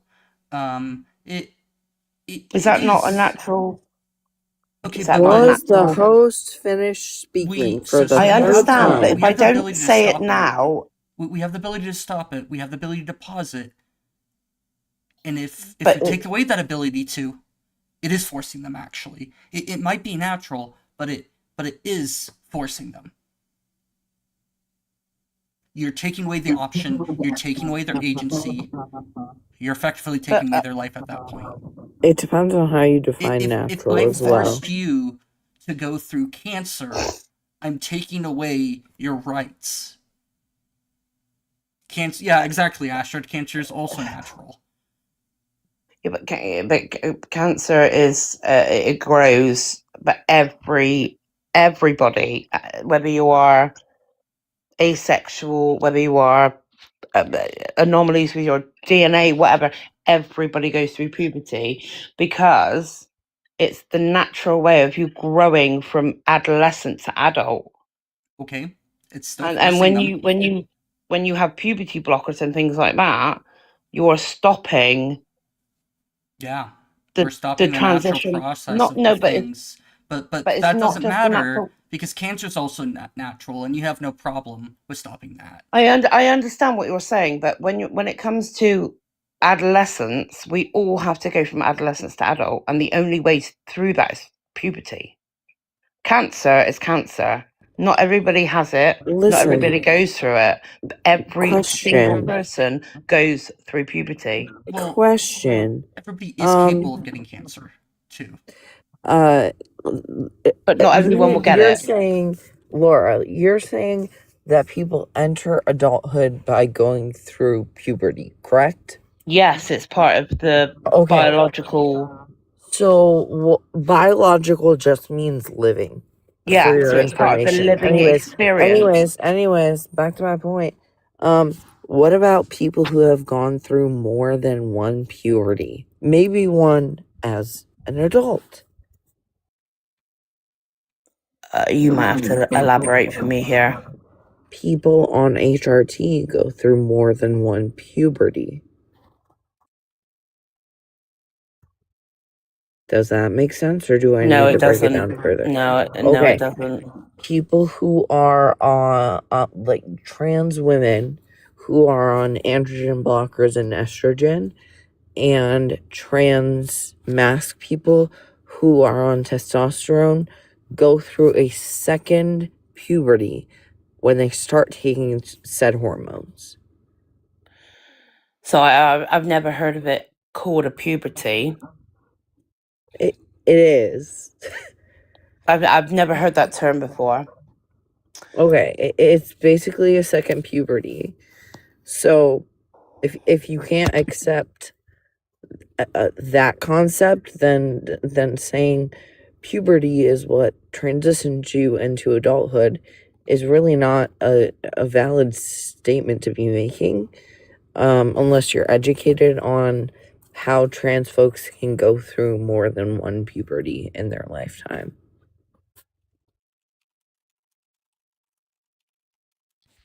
So if you actually look at the definition of puberty, it's adolescence to adult. Depends And on what dictionary you're looking at. So that is the definition of puberty. So I would be confused to say a secondary puberty, because you don't become an adolescent to an adult more than once. So the I other can way that we agree can on that describe last it part. Sorry, go ahead. is that it's a lot of the same things that would happen during. So like if we have a female who then takes testosterone, a lot of the same things that you would see in an adolescent male who starts going through puberty, you see in a female who is taking testosterone. You see a So thickening I of can hair understand that. follicles around things such as armpits and pubic regions. You see a a redistribution of muscle fat or muscles and fat, and a lot more. But like, so it is almost identical in terms of like the things that we're seeing happen in this individual. Is it puberty in the sense that they're going from an adolescent to an adult? No, but it's basically the same outside of that. It's a hormonal change. There's a The lot same of as physical say changes. I understand what you're saying, because it's the same as what puberty would do, because Yeah. obviously you only go through puberty through a hormonal change. But my point is puberty is going from adolescent to adult, and that is literally what puberty is. So a hormonal change, I completely understand. If you're going from, say,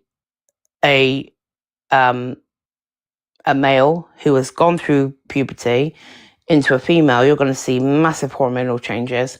But when it comes to menopause, that's a very, very different hormonal change again, because it's part of the sort of growing cycle. Child to adolescent, adolescent to adult, adult to. Well, yeah, I don't want to be offensive here. But menopause is Old. caused by ending a decrease in estrogen progesterone. Yes, but it doesn't stop you from being an adult. Laura, It actually progresses you. Did you know that doctors warn you if you miss your estrogen meds for more than 2 days in a row, you start to undergo menopause? You mean within trans? For trans women, yes, if you're For on trans women. HRT. Sorry, I wasn't sure what you meant. Yeah, I can quite understand that. So like, we get menopause too. Just saying. I didn't disagree. Obviously, if you're on hormones and all of a sudden that hormone's no longer there, like with women, like with biological women, or sorry, cis women, you'll start to, have a change. But I think I could be wrong in saying this if somebody wants to correct me, but within trans women, does it not refer you back to the cisgender, where you start to grow hair again, where testosterone takes over? Am I correct in saying that? Depends on. Can you rephrase it so I might understand? So if you were a transgender woman and you were to stop taking female hormones, instead of going through some sort of menopause, you would then start to transition back to Incorrect. male hormones. So you would start to regrow hair. Testosterone would be more prevalent within the body. Okay, thank you Am I? for reiterating for me. So it would be menopause. That's exactly what it would be, a form of menopause. When cis women go through menopause, they experience the same exact things that a trans woman would if she were to stop taking her HRT, if that makes sense. Could you elaborate a little bit for me? Because you might have the symptoms of hot sweats and moodiness and whatever else when you go through menopause as a cis woman. Trans women who are not on HRT anymore, which is what your question was, if I'm understanding correctly, would go through a menopause in the same way. They'd have the same symptoms as cis women. But what would be the end result was my question. So would it be that they started to have more masculine features again? And I'm not saying that it's any different to menopause. It was just a question. It's very similar. Sorry. Sometimes. Yeah. But also, it depends on what surgeries they've had as well, because if they have had bottom surgery as trans women, they don't have testes anymore. So they have to stay on either testosterone or estrogen for the rest of their lives because their body is not producing either a male or female hormone profile in which to function under, if that makes sense. So, it's really situational what you're asking. Like with trans women that have had these certain surgeries, no, they're not gonna fully lose these certain traits if they stopped taking HRT. People who haven't may go back in a sense, but it's in the same exact ways as women going through menopause. So if we're talking about a fully transitioned woman, it would be pretty detrimental to come off of HRT. Yes, correct. Yes, okay. Either with their sex assigned at birth or with their gender identity and or depending on if they're trans or not. If you've had bottom surgery as a male, you don't have the testes which create this male hormone profile within the body, and not having either hormone profile can be very harmful. Yes. Okay, so I wasn't aware of that. I haven't seen bottom surgery as in real life, but I've seen the sort of simulation of it, and I wasn't aware that the testes were compromised. So thank you for educating me. This I need also to be just Nope. happens in normal. people who are missing ovaries or testes too. They have issues where they generally do need to, like, if you have like if a guy just gets his balls crushed real hard and they stop functioning producing Yeah. testosterone, they usually will have to go on testosterone just for health reasons, because our Hmm. bodies are naturally, they're kind of strange in the fact that they really like to have these hormones in them for Yeah. whatever reason. And yeah, that sounds really like it's just kind of a weird thing about human biology, because like if we look at like sheep and stuff where like it's common to castrate them, Yeah. they don't have these same issues, which is I'm not entirely Yeah. sure the entire I biological would. reason for it, but it's humans just like to have our Yeah. freaking whatever's our Just to be normal. hormones, yeah. And you have your hormones at a normal level. No, I understand that. I suppose my only question, because obviously, like I said, my mum had ovarian cancer, so my mum had full removal of all of her lady parts.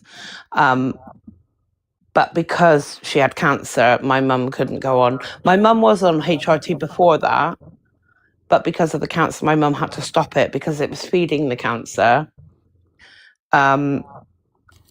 And she thought that she would go insane, because a lot of women do tend to, when they've gone through menopause, losing their estrogen or their certain levels that they have can literally really mess with their mental health completely.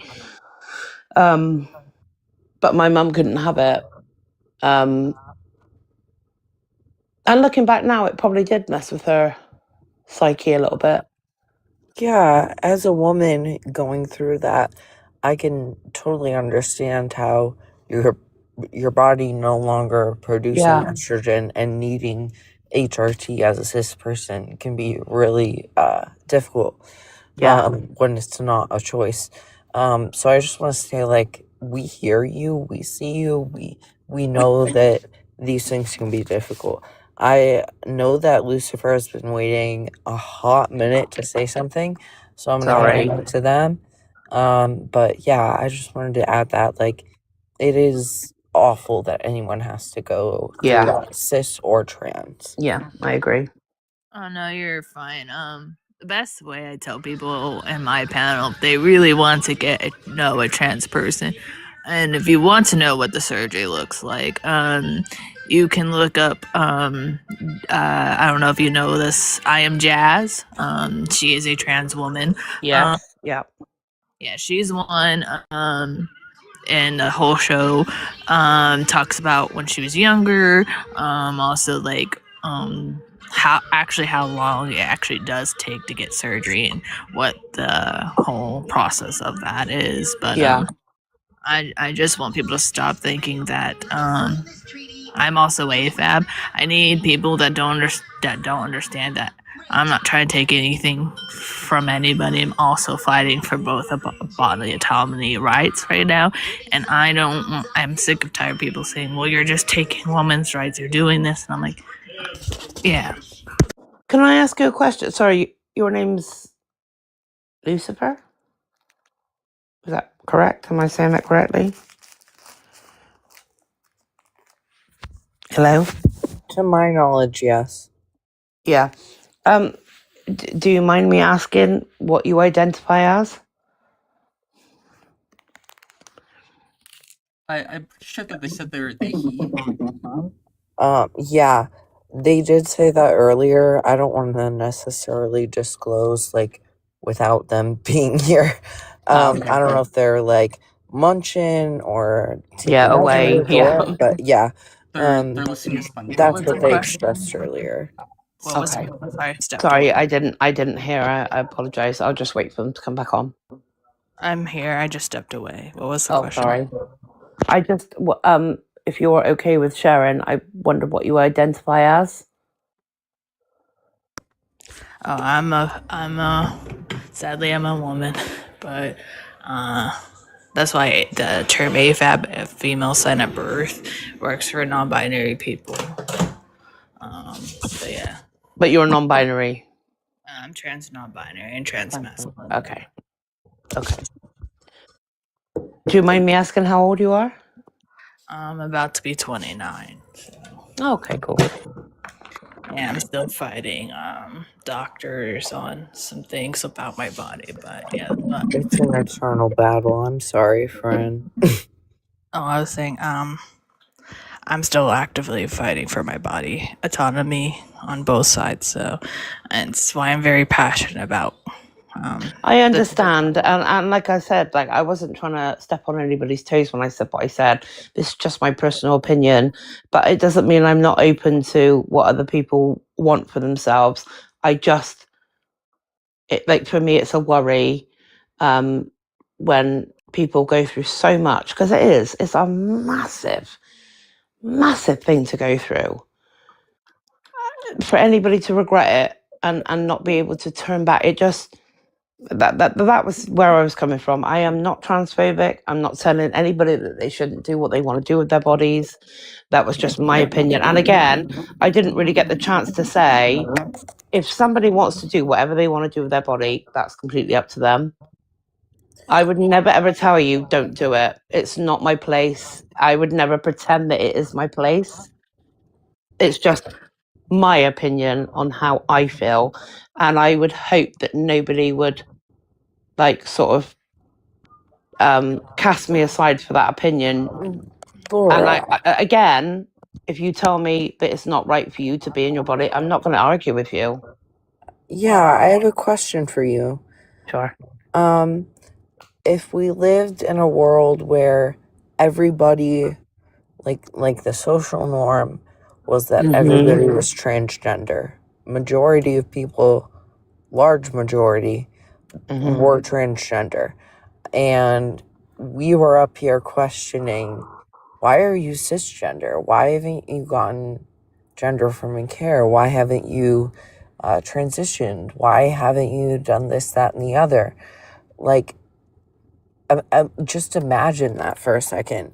Imagine how that feels. Imagine how that is. Like, we simply exist. We know we're the minority. We know what sex we are versus what gender we are. Like, we don't deny our sex. We aren't hurting anybody by being who we are. I don't think you are. Affirmation has good outcomes, like things like that. Like, how would you feel in that scenario that I gave, and why do you think it's Again, like I apologize if this isn't what you want to hear, but the reason why I come from where I come from is because there's a lot of work that goes into changing your body completely. And I think that's my argument. Like, to completely change everything about how you're born. It's not something that I can comprehend in my own mind. So for just me, because you can't comprehend it does but sorry, I interrupted you, go ahead. no, I understand what you're saying. Like, you should be able to I should be able to see it from somebody else's side. I didn't And say that. No, I don't no, but I mean that. probably should. I probably should be able to see it from somebody else's perspective. I do want to bring up one really important part actually about like detransitions. Have you really looked into the reasons why people detransition? I have, and a lot of the reason is why people don't feel accepted. The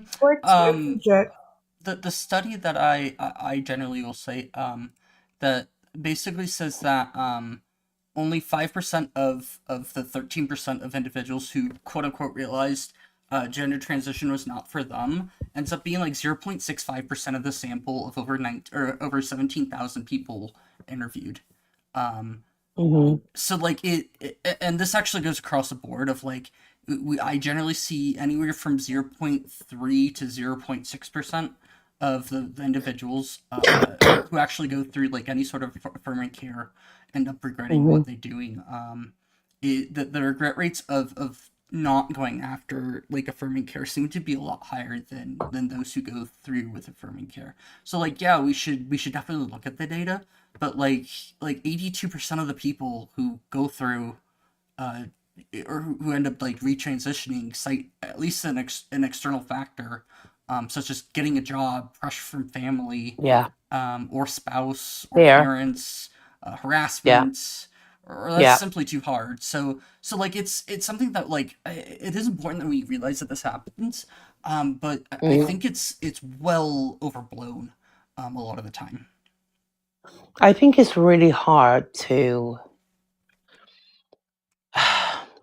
It's hard to have this debate in any way. For me to say, I don't believe you should do this. And that's just my opinion. Like if you said to me, well, I'm going to do it because I feel like it's necessary, who am I to say, who am I to say, no, you shouldn't? And maybe I should have said that in the beginning. I do apologize if anybody on this panel thinks that I'm against them being their true, authentic self, because I'm not. I think if you are who you are, you should be that person. And I want to make that very clear.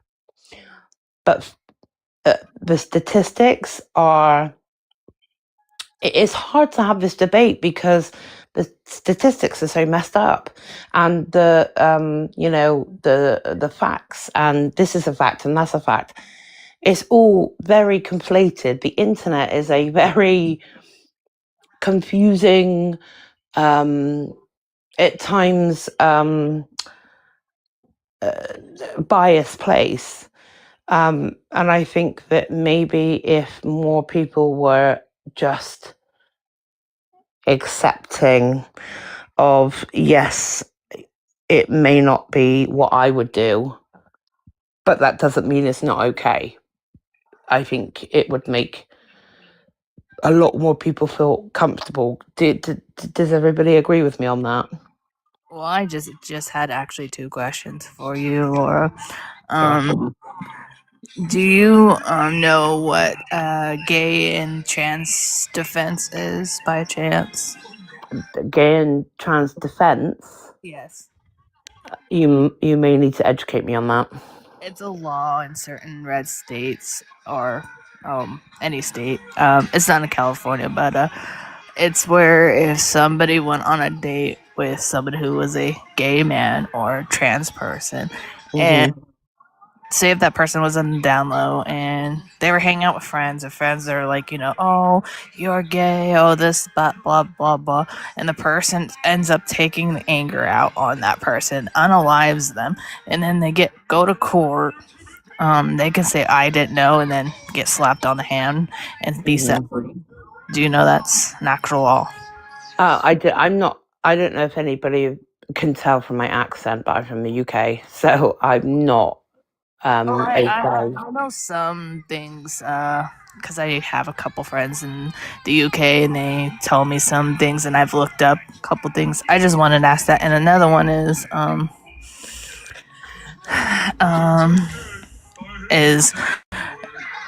like if your child came to you and just like, I don't know if you've heard of Next Benedict, which is a very sad story. Would you want schools to kind of like talk about our community, or would it be like an outside thing? Because I don't know if you, like I said, I don't know if you know who Next Benedict, who they were. No, I don't know who that is. But I can tell you, I have 2 teenage girls. One of them is 13. One of them is 14, going to turn 15 next month. Okay, so They go to a very inclusive school. They have an LGBTQ club, which both of my children are a part of, and my youngest is L on the LGBTQ. Well, I was just saying because not a lot of people know what happened to them. They were 16 going into high school, right? And they had bullies. You know how bullies are in high school. They're kind of, Awful. Yeah, and Next had enough because the school wasn't doing anything. Because you're trying to be like, hey, like these people keep bothering me. They're just like, oh, we'll talk to them, but actually, the principal never gonna take your side. Next decided to throw water on them because the girls were being mean to them. They sadly got unalived by their bully, and they were only 16 years old. So the horrible girls actually unalived them. Yeah, they Wow. unalived at 16. Wow. And the grandma today is still fighting justice for them. If you want to look into the story, I won't say here because it is I highly can triggering. imagine. It is actually highly triggering how they passed. But the grandma's still fighting justice for them. But I just want to ask. That's why I'm saying. Yeah, so my youngest is part of the Hey, real quick. LGBTQ community. Real quick. I just wanna understand. Sorry, how do I want to word this? How you don't see these things as the common occurrences that they are. I know that news doesn't necessarily cover these things as much, so I can give anyone that much. But if you care about the LGBTQ plus community as a whole, then you should be looking into these things specifically. I believe globally. Just kind of keep in touch with things, but especially where you're at. And actually, sorry, I totally just lost my train of thought, but I feel like I got 90% of my thought out. Yeah, no, I understand what you're saying. So I live in a very sort of small suburb outside of the city. There's not an awful lot of LGBTQ plus people in my area. I'm not saying that I don't come across people from that community, because I do. I've been friends with people from that community since I was a teenager. And I would never tell anybody that they can't be what they may want to be. But Laura, do you know our history as a community as a whole, of why we're still struggling and why we're so so passionate about these things? Do you even actually know the whole history of the rainbow community? I may not know the whole community, but I do know quite a lot about it. Because I promise you, I say this all the time. Instead of looking outside and judging or maybe hearing something and then go along with it and hate the person, I always tell people maybe step into our shoes, because if you looked up Stonewall, right, it's a very sad event on how many people have lost their lives due to police brutality or just losing their life. Yeah. The Yahtzees burning books because they didn't want people to find out what experiments they were doing to people, which wasn't okay. You would realize that we were never the problem. I don't think that the LGBTQ plus community is a problem. I really don't. And again, I don't hate anybody. I'm not a hateful person. That's not in my nature. I've never been like that. I've always been a caring, loving person. And I think that is why, like I said, people say it's anecdotal or whatever, but I have a very close friend that detransitioned, and it made their life very difficult. And I think, as somebody that's had lots of friends in the community, and as somebody who's also had a friend that detransitioned and said transitioning was the worst thing that they ever did in their life, Well, I see it from both sides of the coin. And sometimes it doesn't work out for some people. That's why we have exploring, questioning, or queer, right? You can question yourself. There's nothing wrong with exploring and questioning yourself. So I agree. I agree. Do you think we're a monolith? That's just my question. Sorry, what did you say? Do you think that trans people are a monolith? Are what? Sorry? Monolith? A monolith. Like we all have the same beliefs. We all. No, I don't, because I think that the trans comes under quite a vast umbrella, and it also includes non-binary people. And again, non-binary is a whole different sort of situation. And then, Situation. I mean, if you're non-binary, I think that you don't. So I only have one non-binary friend, to be fair, and they say that they have masculine days, feminine days, and days where they don't feel either. Oh, so they're gender fluid. Yeah, that Well, can fall. they call themselves non-binary. Yeah, but they can be non-binary, gender fluid. Wild Yeah. part about the community is you can add on what you see yourself as. So they could be gender fluid, non-binary. Because Yeah. gender fluid, you can fluctuate between Yeah. being presenting or femme presenting. Yeah. It happens to people where they like, oh, this actually fits me all as well. Yeah, again, and then you have somebody that is exclusively non-binary, which I'm learning more now is more of an androgynous term. For some, yes. Some people like myself, my voice tends to drop or go higher, because I'm androgynous. But some people could be agender, some people can have a gender, some people can be feminine. Yeah.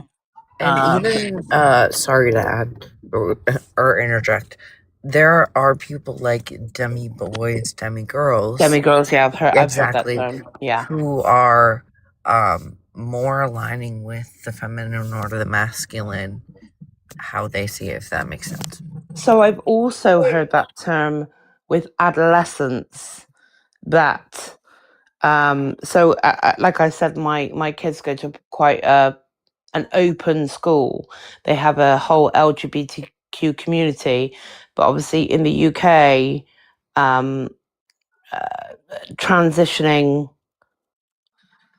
is a little bit more complicated over here than I think it is in America. Obviously it's state to state, so I can't comment. But trans children tend to what's the word I'm looking for?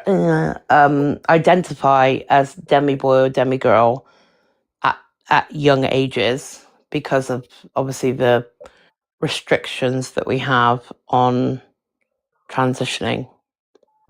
That's not all, but some, yeah. No, some, yeah.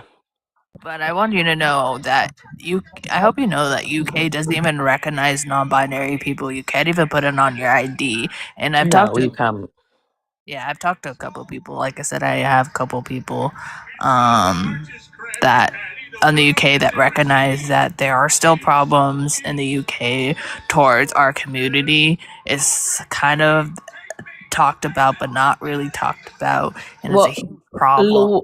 Laws have come in, as in like like legal laws where it says that the term woman is only for cis women. It doesn't include trans women, but socially it does. So obviously that's a whole different conversation that I'm not familiar enough to get involved in. But I would say if you always see things or hear things that happen in our community, I hope you would be like, hey, that's not okay, because I despise when people waste their energy on our community when there's little churches that harm kids. We aren't the issue, but they want to protect the priest in the church. Never use the same energy of harming us. Instead of harming us, go to the churches that are actually doing these things. Like I said, I'm just getting tired of our community getting pointed at when it's never our fault. No. I understand what you're saying, and I will say this: in the UK, I don't know if you know this, but in the UK, we consider America quite a religious country. In the UK, we're not. Can I just jump in and say that that's very funny, because you guys are the ones who like established Christianity, and we're like a secular nation. Like I understand that it's different, but like it's very funny to me how that's kind of. Well, we didn't actually establish Christianity. Christianity came from Africa, but to be clear, sorry, within the Western world, yes, Christianity was very much You know, I mean, obviously, our royal family is head of church, it's head of state, head of church. But if you come to the UK, you will find that there are not a lot of people that are religious. Mhm. There are not a lot of UK people that are Christian. I think compared to America, I think we're about 45% less. To kind of keep it on topic and more linear, and also to create space for everyone on the panel, Amy hasn't gotten to say a lot, and I think that they should be able to have that opportunity. So I just want to kind of open up the floor to them as well. Mm-hmm. So, If sorry, okay, go ahead. got distracted. Oh man, I'm very sorry. I wanted to bring up kind of more insight about being non-binary, but the conversation passed, and I zoned out, and I didn't know where we are now. Which Well, concerning I'd love to hear your opinion on it, because obviously Yeah, just bring it up there are a lot anyway. of different opinions. As I'm very I sorry words. Mhm. I'm very passionate, and I like to learn about all kinds of identities. So, Mhm. kind of a more specific definition for what non-binary is, since I am technically under that umbrella. Mhm. It is basically someone who does not align with the gender binary, so they identify as neither boy or girl. For what you explained, it kind of reminded me, your non-binary friend. It reminded me of um, how people show themselves. I forgot what the word is. But as oh my gosh, I think I know what I you're guess talking about. I think I'm flustered because I wanted to talk about it, and then the conversation passed. I ended up That's so fair. zoning out, and I'm like, oh, I don't even know where we are. I think I know what you're talking about, though, like where you can. So obviously there's gender fluid, which Yeah, but then and obviously someone, there's. and I think even then, um, it's really up to the person. I don't think Mm, gender, like how you express yourself, doesn't have to be connected to your gender. Like, I am a gender, which I usually use genderless um as a more friendlier term, because not all people know what that is, and I don't blame them, especially if they're not completely knowledgeable on it. yeah. But I basically don't identify with any label or gender. I just personally think it's restrictive for me, Hmm. and I So like it's how a my personal identity is. preference. Yeah, I like Yeah. that. I like when my other aspects of myself is the forefront of who I am. Yeah. Um, but I also am feminine. I can also be masculine or androgynous. Yeah. That's just how I like to express myself. I don't see it really as being connected to my gender. But I just sometimes I like to wear dresses. Sometimes I like to wear boyish clothes because that's just how I like to express myself. I just thought it was interesting to bring up. I'm I gonna mean, mute again I until I figure out what you were thinking, another yeah. Well, as another soon as point, as well yeah, as as soon listen. as you think of it, interject. But I'm the same. I mean, I was about to say the same exact thing. Sorry, Laura. No, that's okay. Really like respectful and understanding of you to like accommodate people in that way. So I really appreciate it. Sorry, I'm on mute now. Go ahead. I'm also No, I gonna was just jump gonna in say, here like, too. Hold on, hold on. I'm just gonna jump in here because I'm getting a little tired. So I think I'm gonna go for another like 15 minutes or so. And then mhm. I'm going to bed, people. So just to give you like a 15-minute heads up. Just because Thank you, 15. yeah. Usually I just like, okay, time to end. Bye. But yeah. There's a flow here. Yeah. I was gonna say, I can go live. I went private for a sec because I had a scary experience. But I'm willing to go live and finish it after he goes to sleep. We can finish the conversation if you like. We shall raid Lucifer after this. Sorry. Well, I've just added everybody on the panel. If you know, just to follow everyone and the host as well. Yeah, I was gonna say, For the night, if that is okay. I don't mind if people follow me. But I usually talk about MySpace is always generally talking about trans non-binary and trans masculine and non-binary people as a whole, because sadly we are never talked about in enough spaces, so not a lot of people are going to understand what it's like to be in our community. So most of the time when it's my panel, even if I have something up, I let people come up and ask if they're genuine, because sadly we're never brought up in conversation because we're living in a male-dominated world. well, we're living in a turf and trans medicalist world where Yeah. Society, so yeah, I understand what you're saying. Society is what it is, and it's hard to change the opinion of the masses or even try to interact with the masses to put your point across. So I completely understand what you're saying. Yeah, we're just swept under the rug. You know how hard it is. People just try to say like I'm very blunt and I'm very straightforward. And no, it's just me being exhausted of explaining that the erasure is happening in the community because of turfs and the you know, the bad people in the community. So it's where in America do you live, if you don't mind me asking? I'm in California, where I live. Kind of, I hate it here, but I have nowhere else to go because Trump's made everything too expensive.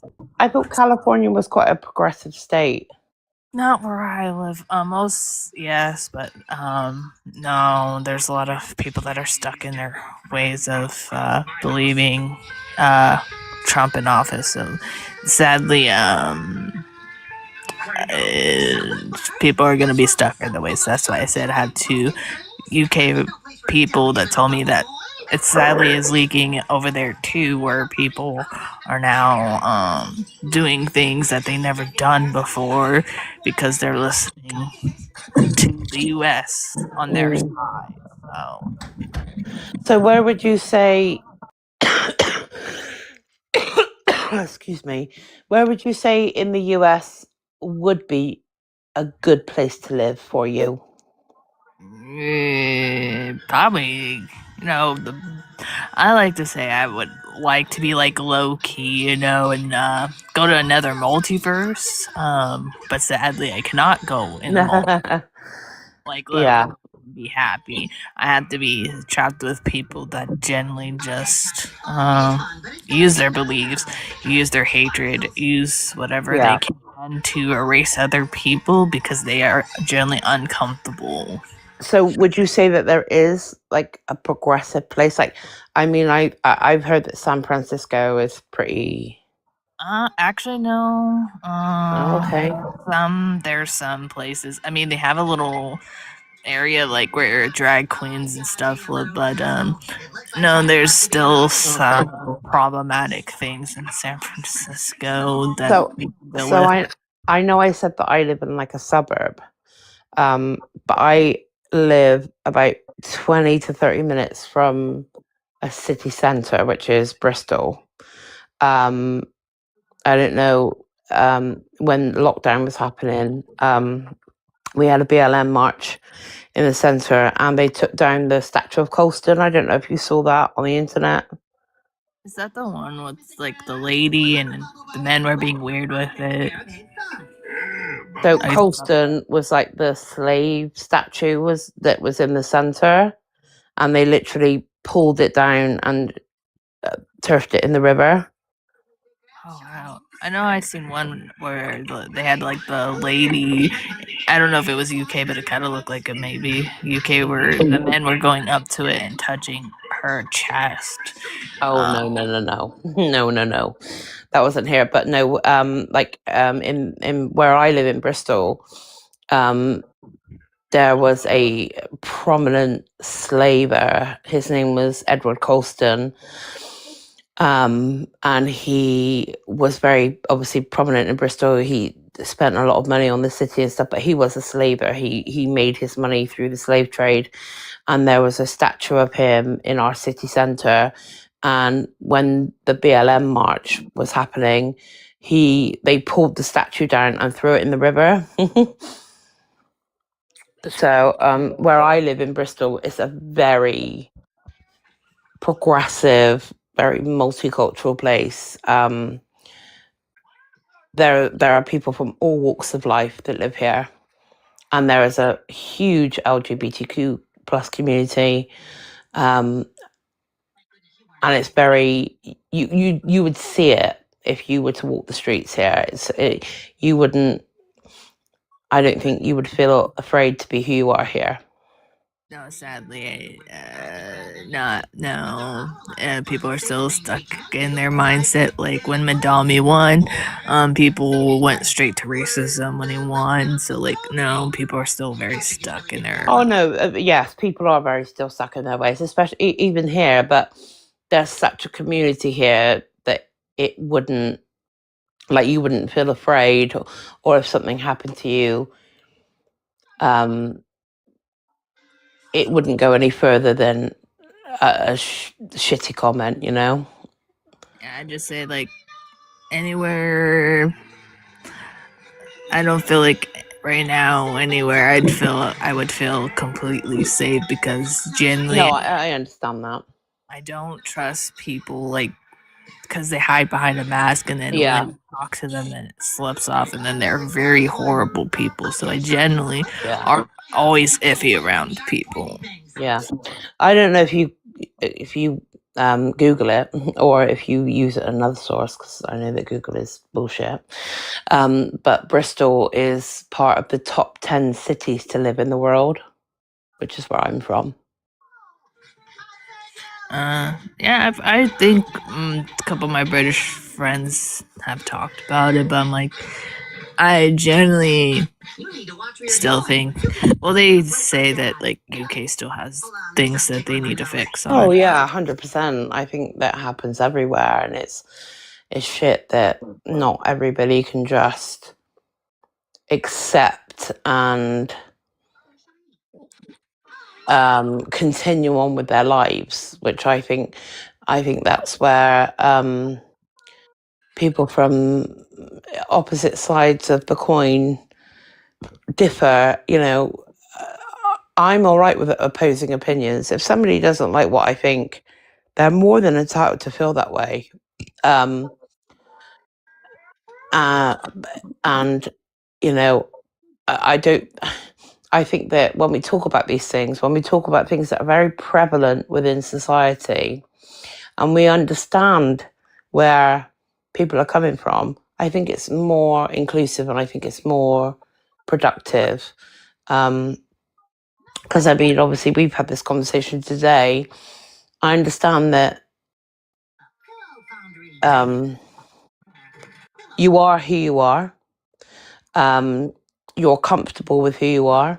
So why shouldn't I be comfortable with who you are? Does that make sense? That's why I ask people on the daily on my panel. I'm like, I give them this question, which they refuse, or they don't want to answer. I ask them this. Is what if one day a mad scientist put you to sleep, but you were a woman or / man, and you woke up in a different body, but you knew you were a man / woman before you fell asleep, and society saw you as that, and you're just screaming at them, no, I'm this. I'm like, what it's like for a trans person. We're denying their existence. So they never want to.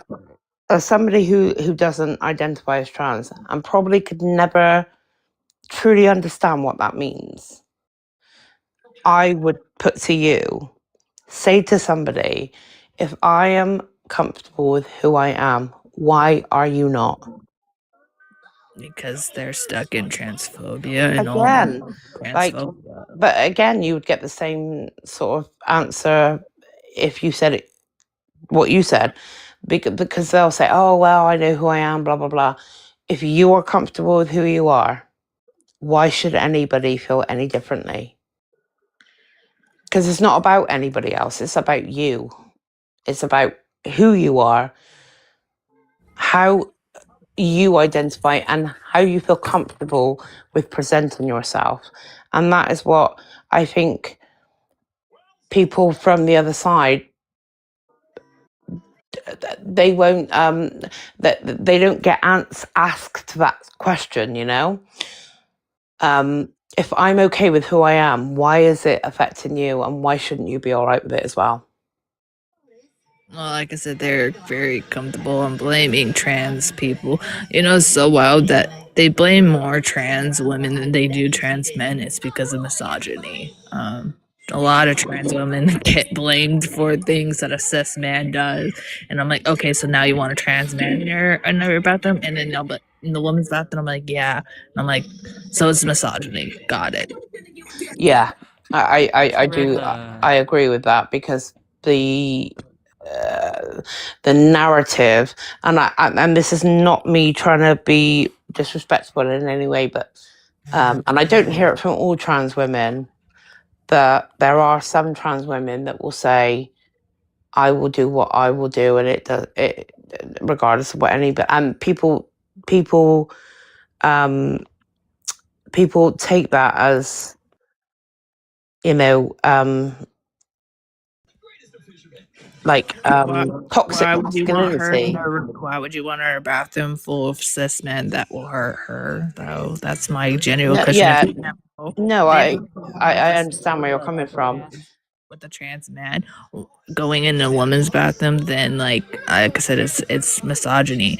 Trans women are more likely to get essayed and raped by a cis man. That's why I tell people you don't know who the trans woman is. You're just gonna pull out somebody from the bathroom, Hmm. this woman, and start beating her up because you can't accept the fact that trans women are comfortable in their own bodies and being themselves, and you Yeah. hate that you can't get the control. Mm. So it's just like if they can blame trans women, then a trans man that should show you, Laura, that they have misogyny. They don't. They rather it be trans men in the bathroom than a trans woman, even though the trans woman hasn't done anything. And if they do something, guess what? Our community calls it out and say we don't claim it. Yeah. Hey, a good book to Lucifer, read actually is called you said that you could take over on your stream? Yes, I can. Okay, well, why do we do that? Because I would like to go to bed. I am really sorry, and I would love to carry on this conversation, but I'm in the UK and it's 2 a.m. and I've got to get two kids at school in the morning at 7, so I am going to have to bow out as well. But thank you so much for having me on the panel. Thank you for talking to me, and I really appreciate everybody that I've spoken to. I've added you all, and I hope we can maybe have another conversation again. a good book to read actually, if you want to learn more about like trans experience Sure. and stuff. It's called A Short History of Trans Misogyny. Okay. Let me just, I don't remember the author. One sec, it's in my ebook thing.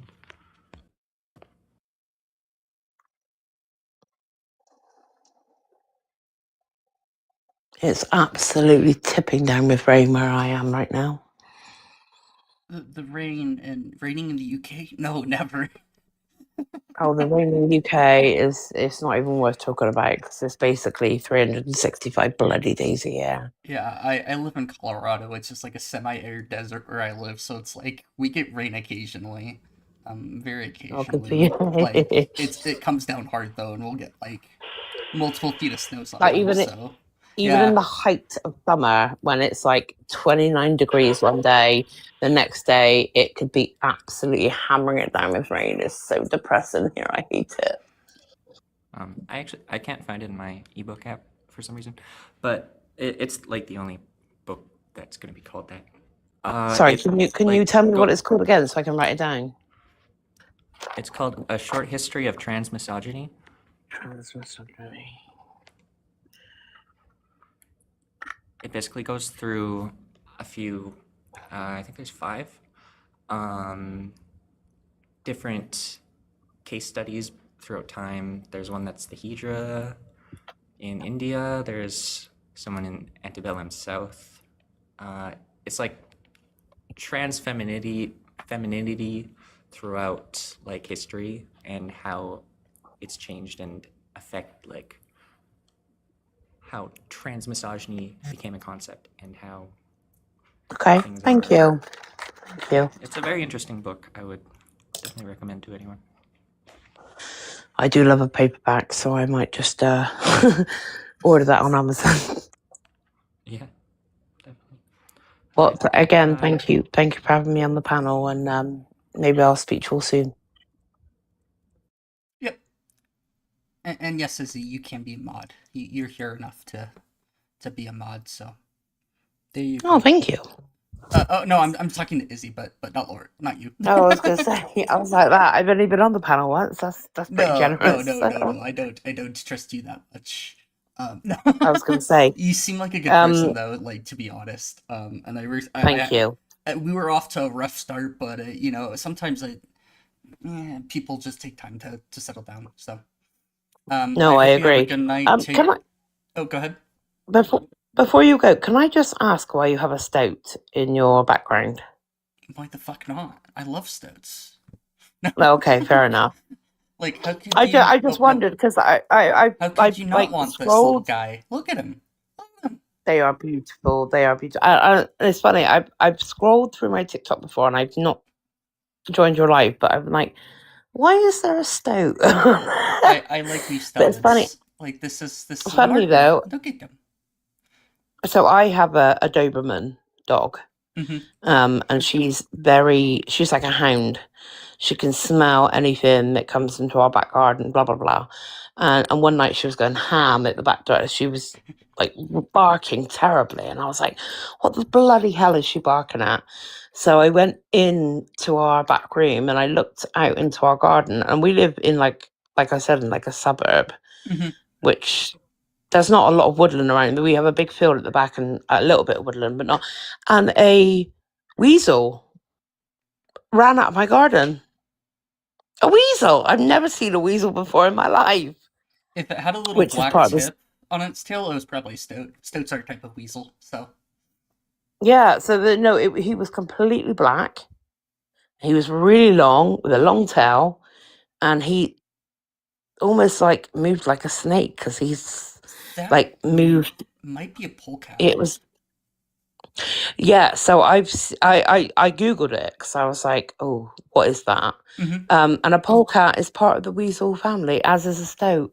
Yeah. So European polecats are actually what ferrets are domesticated from. Yeah. So yeah. But he was big. He was quite big. Yeah, they're quite large for what you'd expect a weasel. You hear weasel and you think tiny, and then you have to remember that things like the Wolverine are freaking weasels. Yeah, it was about the size of a cat if a cat were to lie on its belly. Oh, I couldn't believe it. I was like, oh my god. That might have been a marten. It could have been. Martens are quite large. Yeah, but like, this is a I've sable never seen one. type of marten, and they have they're kind of notorious for being little bastards. Like, they've taken down a particle accelerator at CERN twice. Just he didn't have big ears like that, but he was the same color. Yeah. Not the big ears, but the same color. And I was like, oh my god, I've never ever seen anything like it. We get hedgehogs in our garden, and my bloody dog brings them in all the time. She brings them in the house, and she just plonks them in her bed, and I'm like, for God's sakes, please don't do this. She's got a really, really high prey drive. I mean, my husband's walked her in the park at the back of our house, and she's killed a squirrel. Yeah, and dogs have high a squirrel. Energy, so. Yeah, and I had a squirrel as a pet when I was a child, so it really did upset me. but yeah, she's got a very, very high prey drive, and I just couldn't believe it. And when I saw this weasel, or whatever, it was, some type of weasel in our garden, I thought, oh my God, I've never seen one of them. In my whole 34 years of living, I've never seen a wild weasel. I haven't either, and I live in a wild No. area, so yeah. I hope you have a good night, Yeah. though. Take care, and I'll You probably see you too. around. Hopefully, maybe we'll see. Yes, absolutely. All right. Have a Good good one. night. Bye. Bye, Bye. cat.